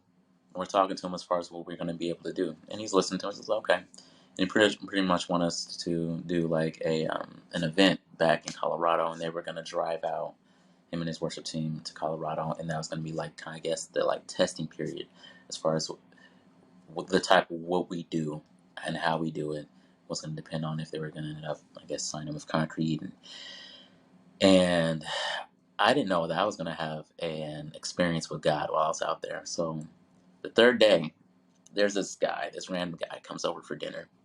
Everybody else is kind of like working on the computer because, they run the business from the house. And so we're about to eat dinner, and there's this guy, he's over there sitting, and he's looking at me, and just keeps looking at me. I'm like, here we go. I'm like, man, Lord, you always do this. And this guy, he looks at me, he's like, you're called a pastor, aren't you? I'm like, yeah. And I see Nate in the corner of my eye just smiling. This guy he's never met me before, doesn't know anything about me whatsoever. And he's like, young man, what's your name? And I told him my name. He was like, I've got a word for you. And I don't remember the word exactly word for word, but pretty much what he said, he's like, you're called to be here. You didn't come here just for business to try and sign them to your label and all this other stuff. You're actually supposed to be a part of this ministry and a part of this business. And he's like, you were actually called to be here before, but you didn't. But you're supposed to be here, and this is another opportunity for you. And I'm like, crap. Lord, why did you, what man? And so I'm like, all right, God's opening the door again. This time I'm going to walk through it. But I felt extremely scared because I'm like, I have my son. And I had my girlfriend during the time where we were pretty much we wanted to get married. And I was like, Lord, you got to give me a sign. I'm like, I know I hear from you clearly, but this is different. This is a big decision as far as my life. I need to know, like, for sure that this is you. And I need a sign clear as day. And I'm like, Lord. And I remember one specifically, I was picking up my dad from the airport because I was already back in Colorado. And I'm like, Lord, if this is from you, have my dad agree with it when I talk to him about it. And so I pick him up and I'm like, Dad, I'm thinking about moving to San Diego to, move in with Nate. He wants me to come out there. He feels like it's God. And he wants me to pretty much teach me everything that he knows as far as the prophetic and business-wise. And he sat there. So, you know what? I think that actually may be a good idea. And I'm like, what? No way. And he's like, yeah, I really think that would be actually a good idea for you. I really could see you growing from that and it being a good experience for you. And he's like, the only thing is, Steven, you have to make sure that you see your son. And I was like, yeah, Nate already told me that I'll be flying back monthly to come and see him while I'm here during this period of time. But I was like, okay, all right. So I felt a little bit more confident about it. But, everybody else, as far as my friends, my girlfriend during the time, they were absolutely devastated about it. And they're like, no, I don't think that's God, this and this and that. I'm like, okay, Lord, I need you to make it really clear from somebody I don't even know. Make it clear as day that somebody I don't even know. And another one of those moments in a random place. I was at a movie theater, and I bumped into this elderly Caucasian woman, and I'm like, I turn around, boom, and bump into her with my popcorn. And I was like, oh, I'm so sorry. Are you okay? She's like, yeah, I'm okay. And her head tilted. She's like, I'm okay. And she's looking up at me, and I'm like, the way she's looking at me, I was like, holy crap. Here we go. And she puts her hand on my chest, and she's like, do you feel that? And I felt just like this surge of just like energy, and I'm like, yes, ma'am, I do feel that. She's like, the love, that is the love of God. And He loves you so much. You are called to pastor, and the calling that He has for you is so heavy because you're going to change so many people's lives. And you've been praying about something, and it's been heavy on you because you have no idea what to do, and you've been praying about something, and you've been seeking the Lord about it, and you don't know what to do. You don't know what decision to make. And she said, within 3 days, the Lord is going to give you an answer. And she prayed for me, and I went and watched the movie with my pastor and his family, and I was just like, this is crazy. And I literally remember it was like after two nights, I guess you could say going into the third night, it had to be like maybe 2 or 3 in the morning. I woke up like, um, no, the best way I could explain it was like coming up from underneath water and trying to get air. Like you're, I remember doing that and waking up, and I heard the Lord's voice clear as day said, why are you praying about something that I've already told you to do? And I was like, you know what? Okay, all right. That's all I need to do here. I'm good. I'm leaving. I'm going to San Diego. And I was there for about 2 years. And the way that the Lord just ended up growing me spiritually, mentally, even business wise, just like out of this world. Even everybody, every time I came back to visit, they were like, Steve, you're absolutely different. You're completely different. And you're a lot more disciplined spiritually and even business wise. You're just operating completely differently. And it was just because I had to be taken out of an environment that I was comfortable in, to be taken out of an environment that I was uncomfortable in, to be put in an environment that I was absolutely not comfortable in, because literally it was almost like boot camp. Like the way that things were structured, it was like, well, nah, I'm really in the army of the Lord right now. Because we had to wake up at a certain time. And when we woke up, we had 15 minutes to get ready to be downstairs and to do worship and prayer. And then after we did worship and prayer for about 15, 20 minutes, we would go and do a Bible study together every morning. And the thing is that there were about 8 of us in this mansion, and all of us had to teach on a day. And so we would rotate. And so literally we would have also watch night prayers, which were extremely hard and absolutely made me mad because it was difficult. Oh, I hated those. Um, but all that did, and even like right after we were done doing the Bible study, we would go right into working and be on our laptop working and whatnot. And then it was a really cool work environment. Everything was really dope.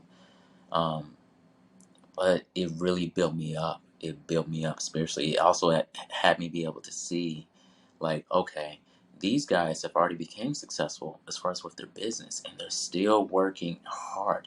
And yet at the same time, they're utilizing the business to be able to be a ministry to people. So people that were coming over trying to learn the business, they ended up getting ministered to.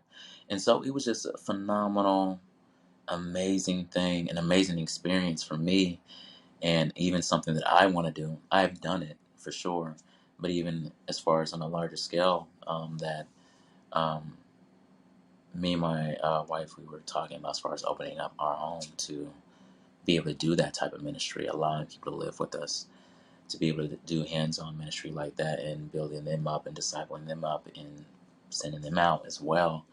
But it really changed my perspective, even as far as my work ethic, and even understanding as far as even that same athletic mindset that I told you that my dad kind of built in me, and taking that and putting it even into the spiritual.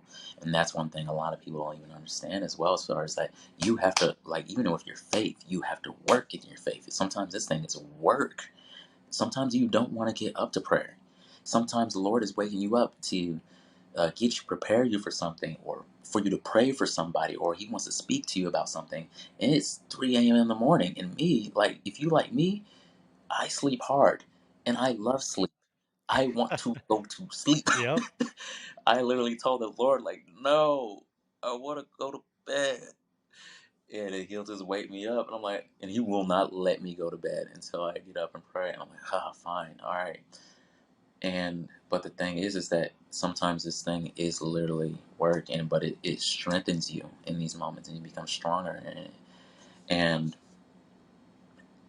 I even take it as far as with that athletic mindset, even like how Kobe Bryant would train 3 times a day. He would train with his team, but there was in the morning he trained by himself, in the evening he trained by himself, and then by him doing that formula, when everybody's only training 365 times a day, he's trained over 1,000 times.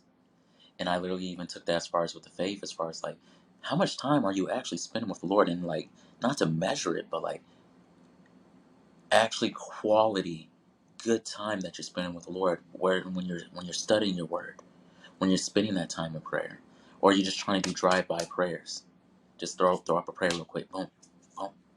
But are you really spending quality time, just like how you would be focused? I'm like, okay, I got to do these 20 layups. Are you as focused in your prayer time that you're literally focused before Him, sitting in reverence before Him, and really honed in and focusing on Him?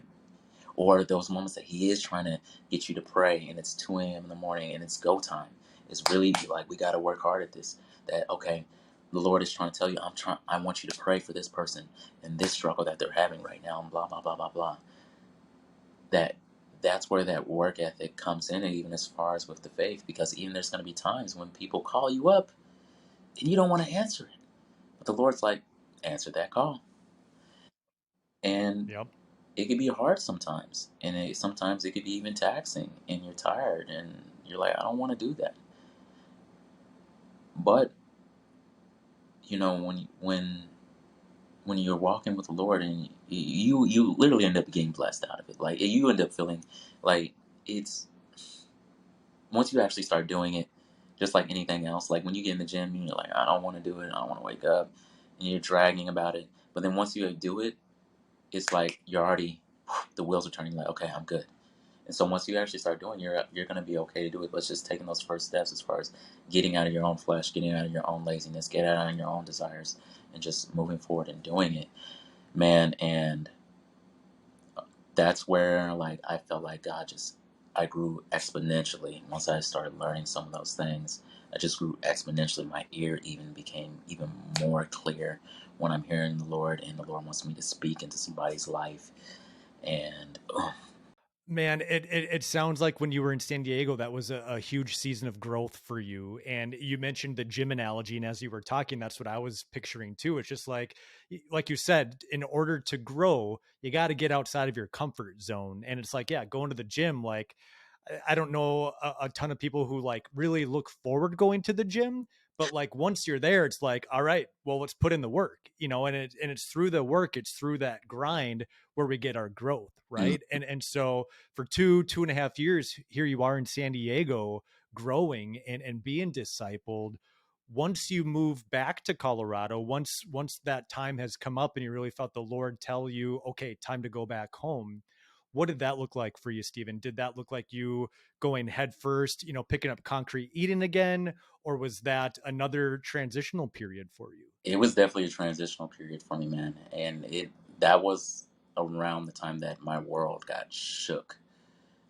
Literally, man, so I, when earlier in the interview, I said that the Lord told me, I woke up early in the morning, He said that He was going to honor me.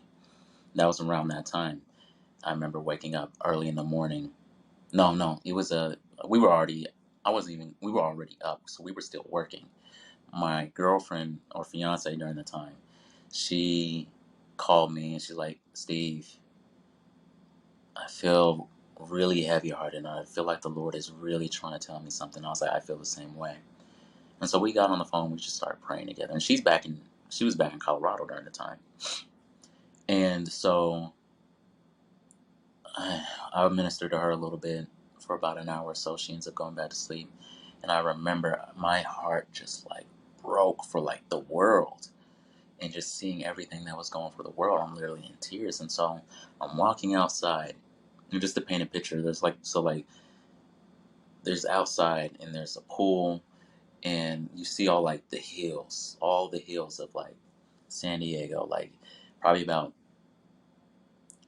I would say about 10 minutes down the road, you can see Mexico and whatnot. So you see a bunch of trees, hills, and whatnot. And I'm looking up the sky and the stars and all that. And I'm like, in tears, and I'm like, Lord. And I'm, um, I'm praying, and I'm praying also like my, in tongues as well. And I'm just talking to the Lord. And I heard him clear as day. He's like, Stephen, I'm going to bless you and I'm going to honor you. And I'm going to separate you from the group. And I took separation as far as two ways, and either meant two things. And both of them were on point. Would be that number one, um, I know, and I did some studying a while back, that when God pulls out somebody amongst the people, he's pulling them out amongst the people to be in the fivefold ministry. And so he pulls them out amongst the people to walk into the fivefold. So that's either number one, as far as falling into, the full head on as far as pastoring. It is either that, or that he was pulling me out amongst this ministry, this team in San Diego, and sending me back to Colorado. God confirmation is, of course, taking me from that. And to be honest, the guys with the ministry, they didn't want me to go. They were like, Steve, I don't know. I don't think you're ready. I don't know. I think you need to stay here for a couple more years. In my mind, I'm like, I've already been here 2.5 years. What do you mean? I'm like, I wasn't even supposed to be here for even probably this long. And I'm like, but I already knew. I'm like, I gotta go. I'm like, the Lord's calling me. And I was just shook, like stone cold, like, yeah, I hear you guys. I hear you, but I gotta go.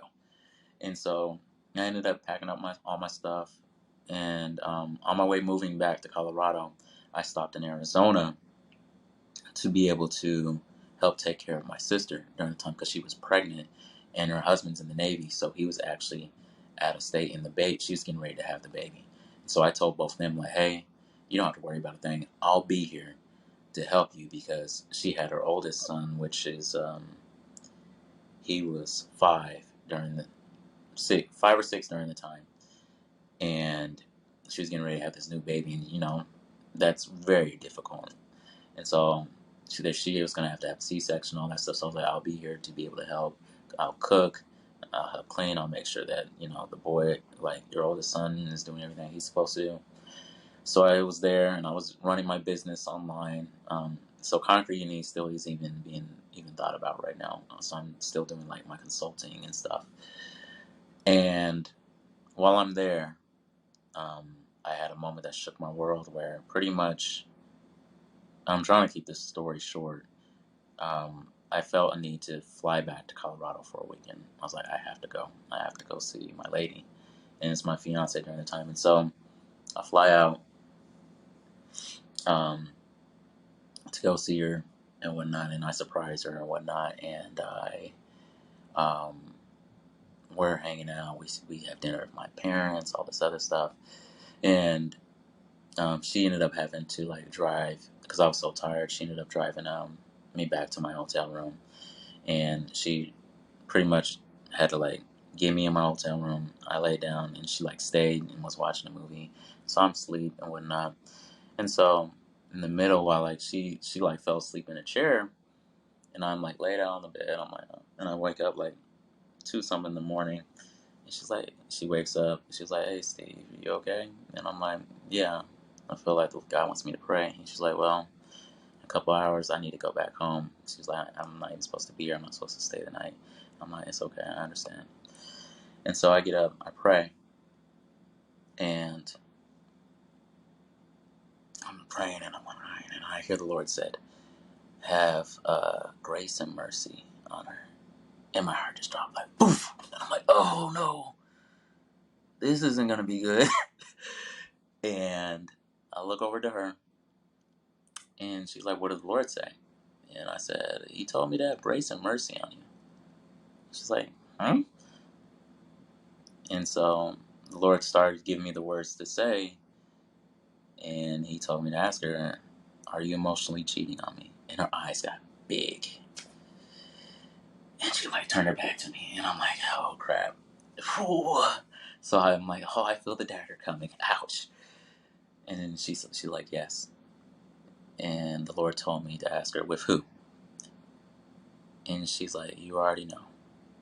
And I'm like, I need you to say it. And she said it. And then he gave me a third thing to say, and I can't remember what it was at all. And she just automatically, tears, flood works started coming. She's like, I don't deserve you.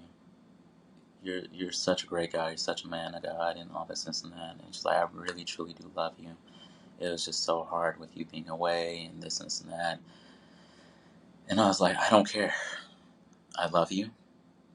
All I want is you, and all I want to do is be with you. I'm going to marry you. And so I prayed for her or whatnot. She ended up going home. After that, made sure she got home safe and whatnot. And then I go back to the hotel. I fall asleep, and I remember having a dream. And the dream it sucked. Pretty much the dream was clear as day. I was in this home with her ex-boyfriend, and her ex-boyfriend's little sister. And I'm watching literally a highlight reel of their relationship. And I'm looking at this like, what the heck? I don't want to see this crap. So I walk out of the house. I'm like, I'm not watching this. And as soon as I walk out of the house, I see this couch. And on the side of the couch is a 9mm gun. And I'm like, what the heck is this doing here? So I look at that, and then I look over, and there's like a backyard and whatnot. And behind the bushes is somebody like hiding in the bushes looking. I'm like, what the heck? And so I look back at the 9mm gun, and then I look up again, and now I seen it was actually her ex-boyfriend, and this time he had a scope, and so he's like trying to put the laser on me. I'm like, oh no. So I grab the 9mm, and I'm like running, and I like jump like the Matrix. It sounds so stupid, but I literally jump in the air like the Matrix, trying to shoot at him and whatnot, and I end up getting hit. And as soon as I get hit, I hit the ground, boom, and I'm face down in the ground.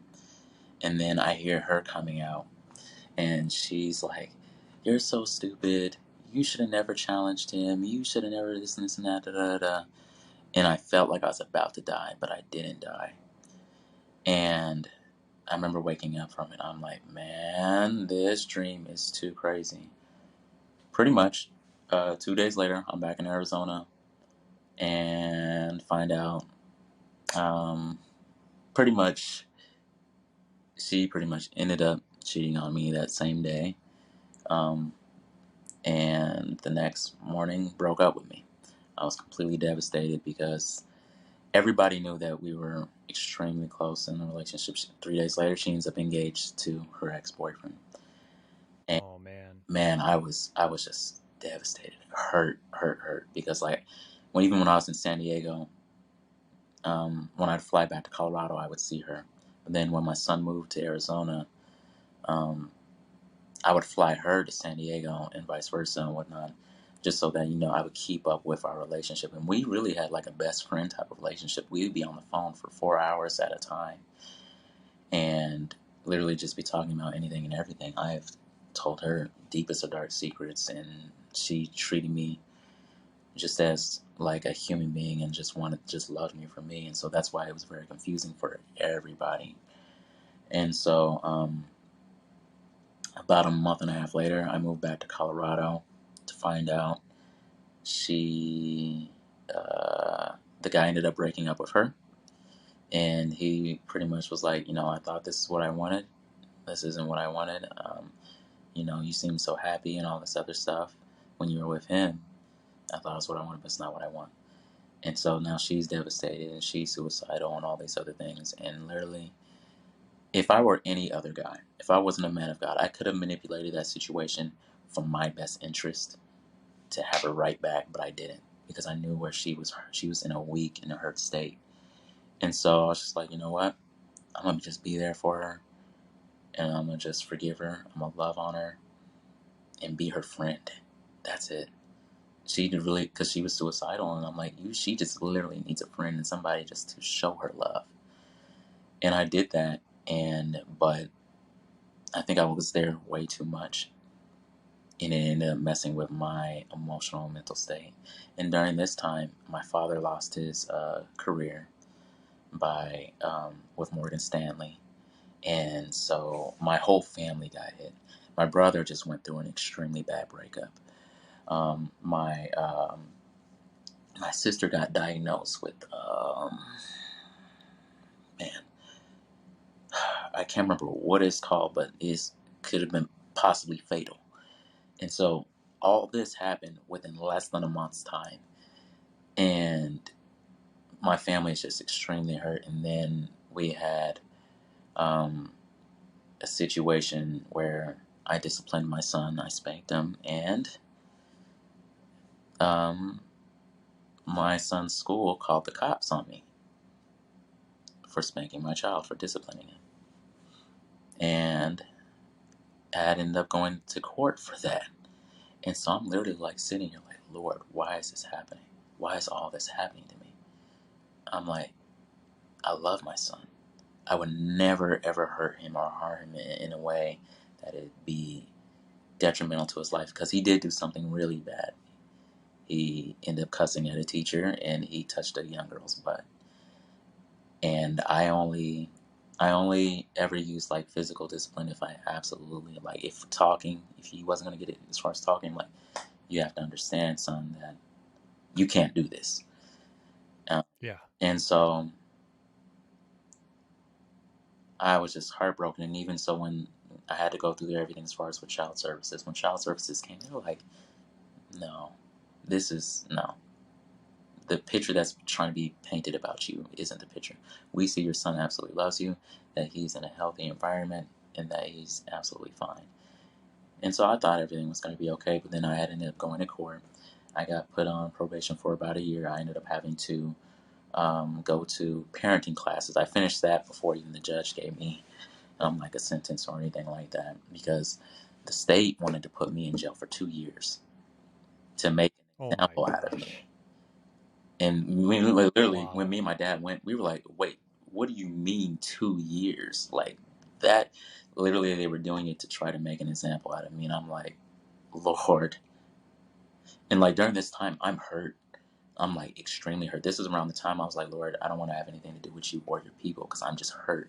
Even when I can move back, the church that I used to go to, a lot of these people were judging me because of, um, I guess, how successful during the time when I was in San Diego with the business stuff, that they seen the business stuff on social media and Facebook, and they would see me do motivational videos and talk about God, but because I wasn't posting scriptures and all this stuff every day, they were looking like, oh, you're not doing ministry. But I'm like, you have no idea the people that have been delivered, that people that ended up getting saved by, that we weren't showing on social media, but what we were doing when we were interacting with these people and they were seeing us.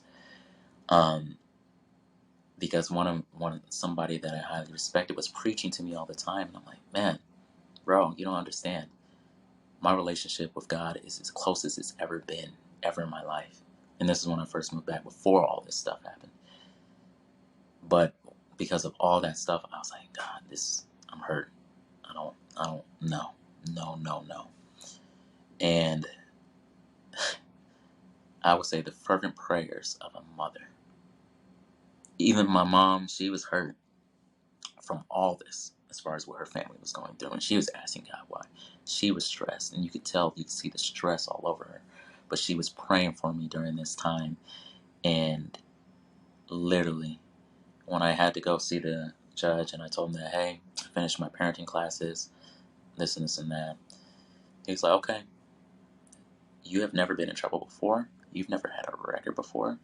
Even as far as with child services, they said on the record that this was a very honest mistake, that we're going to expunge this from your record. And I can't lie, man. I started crying. It's making me emotional right now because it even reminds me of just the Lord, what He does with us, and even small mistakes that we don't even intentionally make to sin. That He's like, I'm expunging it from your record. And I was just like, you know what? During that moment, that's when I was like, Lord, even when I didn't want to talk to you, and you still decided to talk to me, and you were sending me just like small love letters because of how much you love me. And I'm like, I don't want to see it. I don't want to hear it. Leave me alone. I'm hurt right now. I want to just sit in my misery. He was still there. He was still there in my depression. And I will be completely honest. During that time, I drank almost every day because that's how hurt and broken I was. I drank to numb the heartache because I'm like, the love of my life is just kind of like using me and hurting me, and even kind of emotionally was a little bit emotionally abusive. But she was hurt, and so I didn't even blame her. And she moved on with her life, and I was just in a hurt place, and just seeing everything that happened with the court and my brother, my sister, my dad. I'm like, it was devastating for me. But seeing how he was still there in the midst of those moments, I was like, you know what? I'm really still hurt about this, but Lord, I'm gonna try because I know you do love me, and I'm gonna try. Even if these people are still talking, I'm gonna still try. And man, that that season changed my life. It gave me a different perspective, even as far as what people go through, and for me to be able to even understand these people when they go through these things, and how it could play on your mind. But I guess for anybody that is struggling with these things, that I would love to say to them is that you don't want to test how far it can go, because the grace that I have on my life, I am extremely, extremely, extremely, extremely lucky to have came out of that dark place. Not everybody comes out of it, and I know that because I have friends and other people that have made choices and that have not came out of those dark places, that they dove even further into those dark places and have no way how to get out. I have only been extremely lucky because of God's grace in my life, that He pulled me out of it. He literally pulled me out of it, but He opened up my heart to pull me out of it as well. But I also had a choice to make to allow Him to pull me out of it. But that's the thing, is that you don't want to test the waters to see how far you can actually go with those places and those dark places and those areas or those struggles that you have, because it can literally engulf you, and next thing you know, you don't even know where you're at anymore. You don't even recognize yourself, and you don't want to play with that at all whatsoever, because it's not a game, and people have literally lost their life from playing with those types of fires, and you don't want to leave your life as a gamble. Because like I said, I'm not even the 1%. I'm the 0.0001% to have been able to come out of that. And that's only by literally the power of God. And so I wanted to tell that story transparently and authentically, just because it matters for people who are struggling with depression, anxiety, suicide, or that they feel like they're a mistake and they're messing up their life or anything, or that they're just been stuck in this dark place, whether it be drugs, sex, whatever it may be, that you don't want to keep testing it to see how far you go, especially if you know that the Lord is calling you out of it, and you see him trying to give you signs to, like, no, stop it. um, Yeah. you don't want to play with that. Man, Stephen, thank you so much for being so raw and vulnerable and transparent there.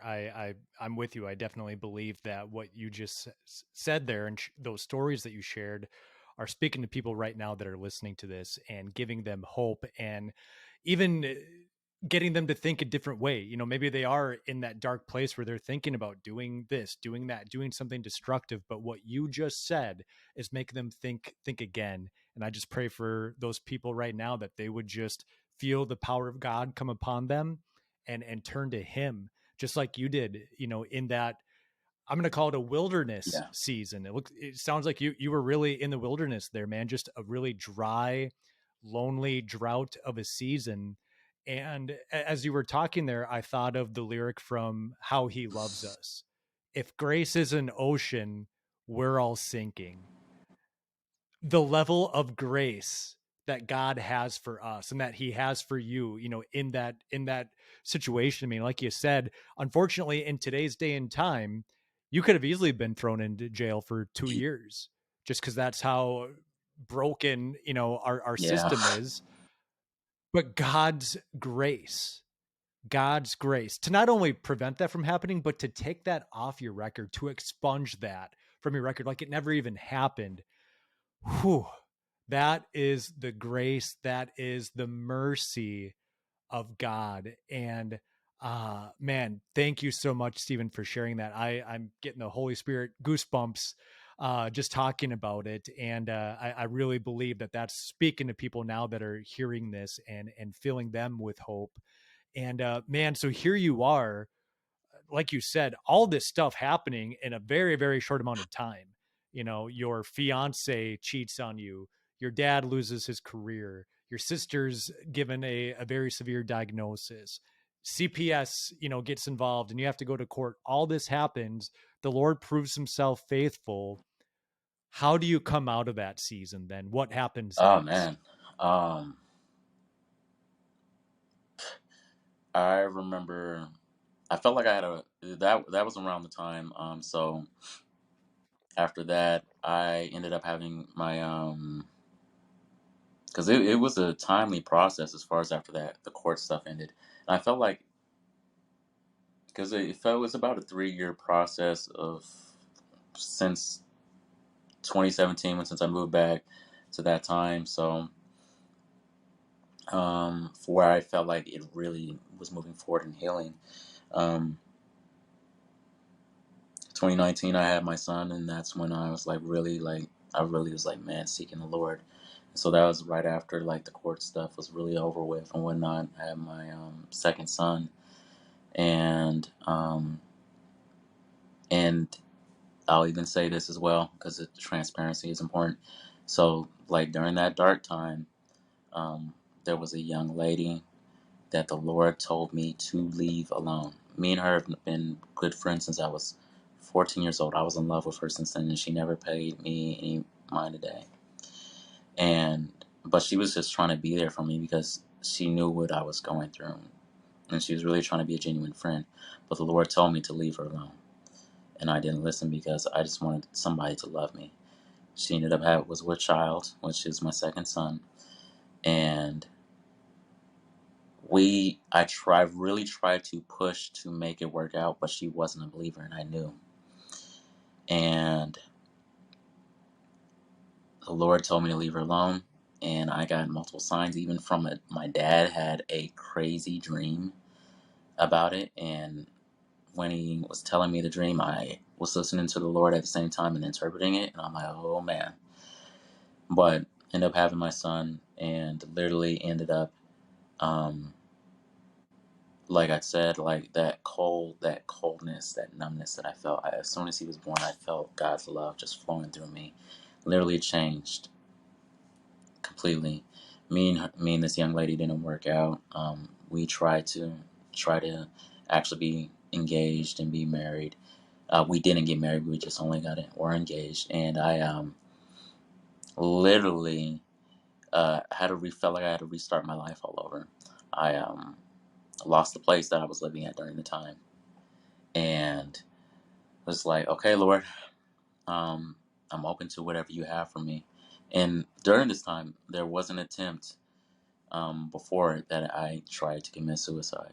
Before, like, I really started like really trying to get my life with the Lord. And so when everything kind of just I lost my place, um, I had to move back in with my parents.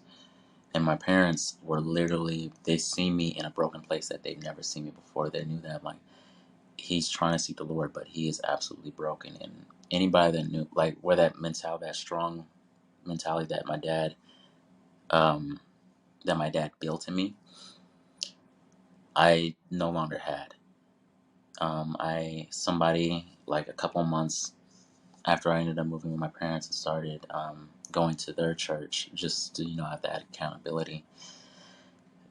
Somebody asked me to do a dancing piece at at an old church that I went to. I went and I couldn't do it.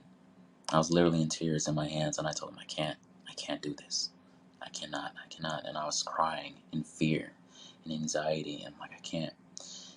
And everybody that was at that church that knew me, they're like, man, this isn't Steve. He's truly broken. And so I really started, like, I was doing some one-on-one discipleship with one of my other mentors. I would call my spiritual dad. And he was just kind of walking me through as far as some of, like, traumas that I've experienced, all these other things. And he was kind of, he's not a licensed counselor or whatever, but he just was moving with the Holy Spirit as far as what the Holy Spirit was revealing. And there was a lot of, like, work that had to get done. And so I was taking that discipleship very seriously, and I would meet with him every week. And but as well, while I was meeting with him every week, I was being a part as far as, like, this small ministry stuff, like cleaning bathrooms, cleaning up the child, like the kids center and whatnot, doing just like the background stuff, because I didn't want to be in the front of anything. And pretty much, I was just kind of just getting healing and getting healing and getting healing, going back to the basics as far as with everything that I've learned as far as with my faith. And I just started feeling a lot stronger. And I remember, I'm fast forwarding to 2020 when I ended up watching The Chosen. And I'm like, man, and it ignited something again. And I ended up, I ended up meeting my wife that year. And then literally, I was really hesitant as far as with church, because I was church hurt from all those years back. And literally, she invited me to a worship session that me and my buddy used to hold back in our campus ministry days. And at first I was like, I don't know, because I'm like, these Colorado Christians sometimes, I don't know. But I was like, I felt the Lord. He's like, go. And I'm like, all right, I'm gonna go. And so I go, and I'm looking, and I'm feeling God's presence. And I'm like, oh man, I haven't felt this as far as this type of environment in a long time. It was just an authentic, pure worship with a group of people that literally just love the Lord. And I'm like, oh, I miss this. And I remember just the Holy Spirit hitting me. And I met this guy, like, he, older Caucasian guy, probably around in his 60s. And the Lord told me to go talk to him. So I went over there, talked to him, introduced myself. And I felt electricity shoot through my body. And I'm like, oh man, I guess I'm supposed to have a connection with this guy. He introduced me to his wife. Same thing, electricity shoot through my body. I'm like, okay. And to find out with the young lady that, well, she's my wife, but she's not during the time we were recording. I later ended up finding out that these two people ended up paying for, because she was my girlfriend, they ended up paying for when her car broke down. They ended up paying for her rent because she wasn't working during the time. They ended up paying for like this stuff, and they didn't even know her. They only knew her for literally like that 1 week that they ended up meeting her. And I was shook because I'm like, I know Christians around, the nation are like that, but I haven't met, a lot of them in Colorado. And so literally I was like, you know what? I want to get to know these people more. And they ended up having a church home, and so I ended up going to their church on an Easter Sunday. And I was like, I felt the Holy Spirit tell me that's where I was supposed to be. And all around this time was when God ended up bringing me back to Koncrete Eden.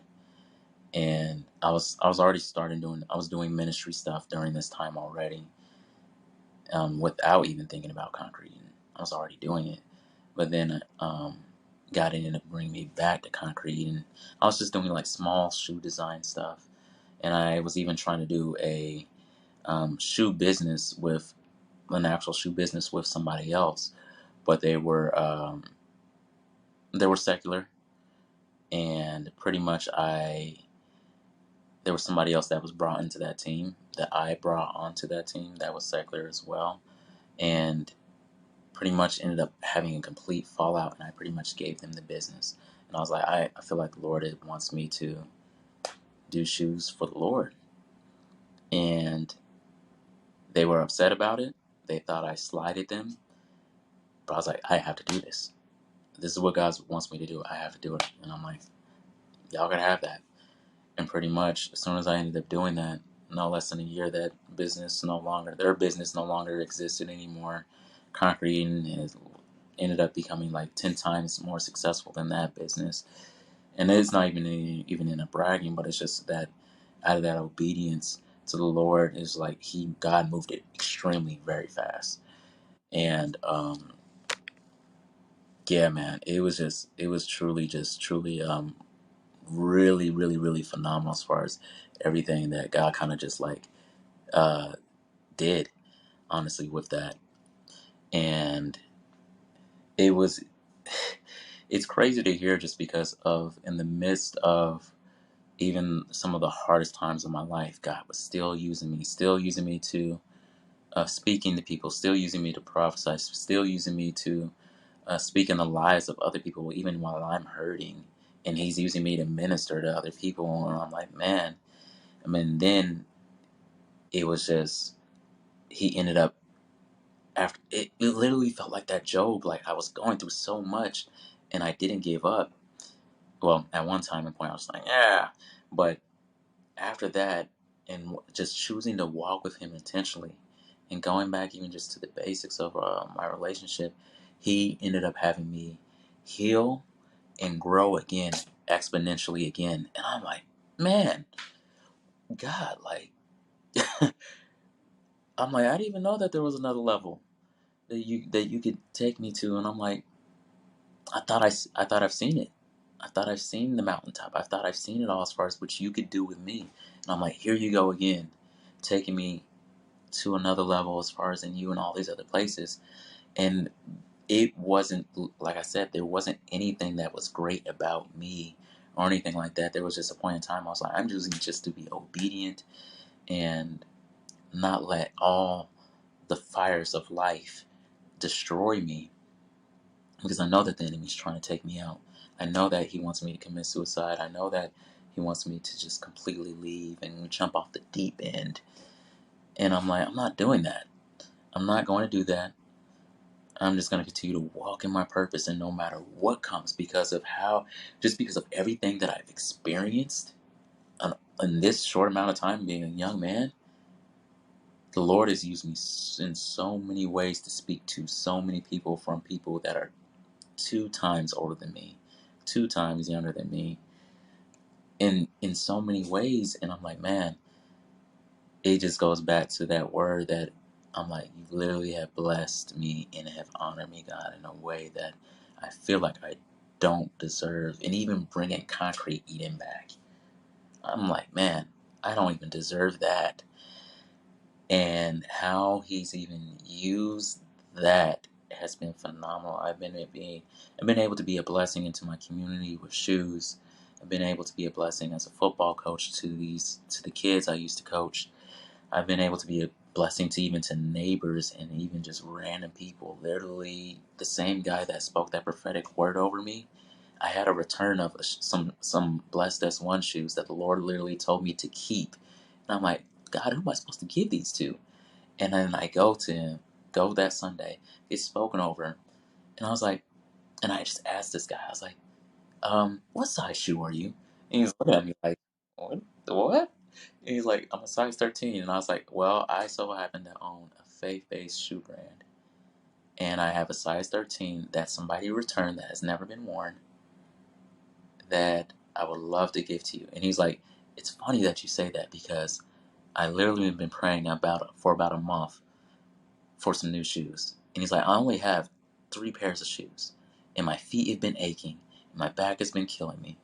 And I'm like, God, I need some shoes that's gonna like help with this. And I was like, well, here you go. And it's just like those small moments, just literally just walking with God. And I'm like, I really don't deserve it. But he's doing it, and he's walking with me, and he's honored me with it. He's blessed me with it. He's blessed my wife. He's blessed my kids. And even just seeing how they've grown spiritually, they are dynamic for their age as far as where they're at spiritually dynamic. And all I literally was just being intentional as far as everything that I learned in San Diego. I made them little teachers. We had Bible studies, and they teach once a week. And man, there are going to be some powerful men and women of God that are literally going to change so many lives. And I'm grateful. And to be honest, with everything that I've been through in the 33 years that I've lived, I don't take back. I'm grateful for every experience, every moment, because there's so much that I've learned out of it and so many lessons. And the biggest thing is that God could literally pull you out of anything and everything if you just allow Him to. And that's why I always say that the journey is beautiful. There's no destination that when you come to, you're like, I made it. I used to think that way. I'm like, no, this is a journey, and this is a process that literally we have not made it until that we are sitting in His throne room and we've received our new body. And there's no more death, there's no more Amen. sickness, there's no more pain, there's no more any of the negative, that you're just sitting there with Him in all of His glory and His overwhelming love and His overwhelming peace. And that's when you've made it. That's when we've made it, man. And man, your story, Stephen, just the level of redemption in it, like everything that, when you were going through that wilderness season, like God has redeemed, God has restored. I've heard someone saying I've just held close to it ever since, is that when God restores something, He makes it Yeah. better than what it ever was before. And I just look at that, like your faith, where you're at now, and where your family at now. Here you are, married to an amazing woman of God, and you got 3 children that you're training up to be absolute world changers for the Lord. And on top of that, He gave you back Koncrete Eden, and has taken it to a level that's, you know, more huge than what it ever was before. And I've said it multiple times, I think off air, but like I'll say it again. Like, I just think He's getting started with you, Stephen. Like I really do with Koncrete Eden. I just see this thing blowing up. There's so many Christian clothing companies, and a lot of them are corny, cheesy, just not very good. But there's no Christian shoe company. You're feeling that need. You're getting into that market, and you're doing it with excellence. Last time we talked, you quoted, I think, Derek Miner, where he said that, hey, anything you do unto the Lord, like, make sure like you're doing it with excellence. And I can tell you're doing that with these shoes. And man, you know, in closing out our time together, really putting a cap on your story here, Stephen, tell us more about Koncrete Eden, where it's at, what the vision is, and what your hopes are with the brand Man, for the future. the vision as far as with Concrete, and it's literally something that I live by, that God has told me a long time ago, is to change lives, save souls.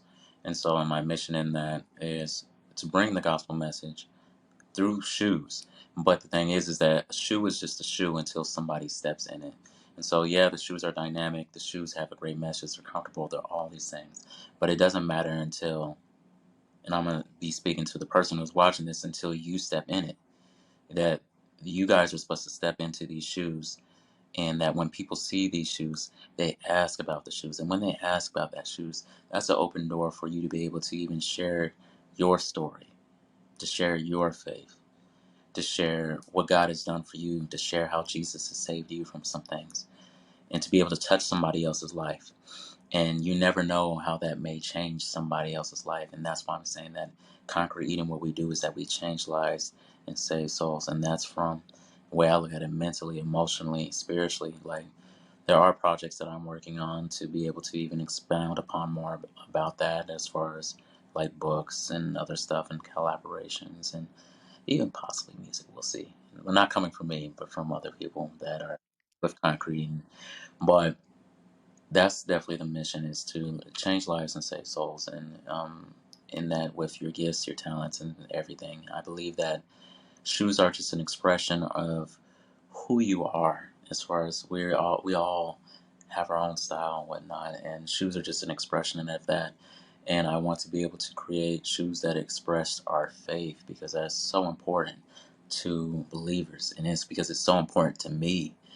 And so I want to share that, with the world, because to me, there's nothing more like, I mean, well, there's a lot of some dope, so I'm exaggerating just a little bit, but I'm gonna still say it. There's nothing more dope than to be able to make something that is faith based, and even unbelievers are like, "Yo, those are fire," and I'm like, "Yeah, those are dope, but there's a message behind it too." But that's the vision with that. But I plan on expanding, as far as even, I have some deals that I'm working on with more CH artists that I'm extremely happy about. But I'm not only wanting to work with CHH artists, I want to work with believers that are entrepreneurs, that are, other artists outside of music, that are athletes, so that they could bring this message as far as changing lives and saving souls as well. And already made a football cleat, for a youth organization here in Colorado. I'm working on with another team as well. I am absolutely working on some more shoes, even basketball shoes and cross trainer shoes. Um, and I used to say that I want to be the next Nike, but I don't want to be the next Nike, because there are ways that Nike is compromised. And with me, I'm not going to compromise. I'm not going to allow Concrete Eden to compromise. And we are going to be unashamed about the gospel. We're going to be unashamed about our faith. And I want to bring along people who are unashamed about that as well. And so I don't want to be Nike. I want to be Concrete and what God has purposed for that. And so that's just a little sample as far as what the future brings. I really wish I could say even a few of the CHH artists that we're in negotiations as of right now, but I can't, not yet. But it is absolutely exciting, and, honestly, I can't wait, man. Like, um, for me to see what the product of this, when I get to say that I'm finished and I've, got to step back and step down from this, and somebody takes it over, whether it be my son or somebody else, that when I pass that torch, that I get to see, um, what comes of this, honestly. Because whether it becomes extremely successful, or whether it extremely doesn't, as long as people's lives are changed and souls are saved, that's the most important thing. Um, and that's what will make me absolutely happy more than anything. And the cool thing is that it's already started to happen. I hear people tell me stories already, and I love that. I love when people tell me stories as far as that. Yeah, somebody I had to have a conversation about my faith because of the shoes, and I'm like, man, that is dope. I'm like, that's exactly the purpose of it. So Right? I'm extremely Right. excited for the future, man. Man, I am too, and I got my Adonai Wave Runners in. I'm excited to be rocking those throughout the summer, and yeah, praying that it creates conversation as there's Yahweh written down the laces here. It's definitely a conversation starter, and I want to do my part in helping to fulfill obviously the Great Commission first and foremost, but also your mission as well to bring people to the Lord through shoes. And yeah, I love how you said that. I just want to be the first Koncrete Eden, not the next Nike. Nike, Adidas, Reebok, we're probably never going to see a Christian based Yeah. shoe from them, right? I mean, that's just the facts of it. And even if we did, it would just be a cash grab because we know that their heart isn't in it, for the right reasons. And so for you to come along here, man, to create these dope shoes with such a genuine heart for the Lord, sign me up. I mean, I was saying before that I bought a pair of shoes immediately going to your website. Like I went and I, looked at my wife and I said, I got to get a pair of these. And man, I'm so glad I did. They will not be the last pair I buy. I was telling you before, there's more I want to get. I just got to wait until you get my size back in stock. But man, it's so cool to see what he's doing with you. And Steve, you've been Yeah. super gracious with your time. My goodness, this has been amazing. This has been amazing and so anointed and so spirit led. Um, I just can't thank you enough, man. In closing, where can people go to buy Koncrete Eden shoes? Where can they keep up with Koncrete Eden? Hit us with that information. We're definitely on social media for sure. And the biggest two platforms as far as social media to keep up with any updates that we got going on is Instagram and Facebook, and Concrete with a K. So it's Concrete, and then Eden like the Garden of Eden, Eden. And our website, a little bit different, KONCRETEDEN.com. But if you literally just search in Concrete Eden, you'll absolutely find us. Definitely follow us, like us, um, so that you can stay up to date as far as any type of releases that we're doing, any type of interviews that we're doing, any type of new projects that we're doing as well. There are things that we are going to be adding on as we do expand, um, as well. So, and those are other things I'm excited about, as well. So, but that's the best way to either find the shoes, see what you like, keep up to date, but also message us. We absolutely message back. I'm even in there sometimes, and I message back sometimes just to stay in tune with everybody and answer questions for the audience. And so sometimes you'll get a hold of me and I'll be able to talk with you guys. And sometimes, it is somebody else, but if you talk to Steve, I'll make time. But yeah, man, that's the best way to be able to get in, stay connected as far as with Concrete. Awesome. And I'll drop all that information in the show notes so it'll be really easy for you guys to find and click and follow and keep up with what God is doing through Steven, through Concrete Eden. I really am legitimately excited for you, man, and for the future of this brand. And man, I'm just so thankful that the Lord connected us. I mean, just even in this conversation, man, this is really the only second time that we've actually spoken. And you're a brother, man. You're a brother in Christ to me. Hopefully we can connect in person at some point here soon. But I just love your story, man. I love what God has been doing through your life, the redemption, the restoration. And he's not done yet. He's got so much more in store for you, man. Keep doing what you're doing. God bless everything that you're doing, man. And hey, who knows? Maybe someday we could do testimonies with Terry shoe, huh? Absolutely. Yeah, let's do it. We can work on a collaboration. Awesome, man. Awesome. Well, dude, God bless you, and we'll stay in touch. Okay. Absolutely.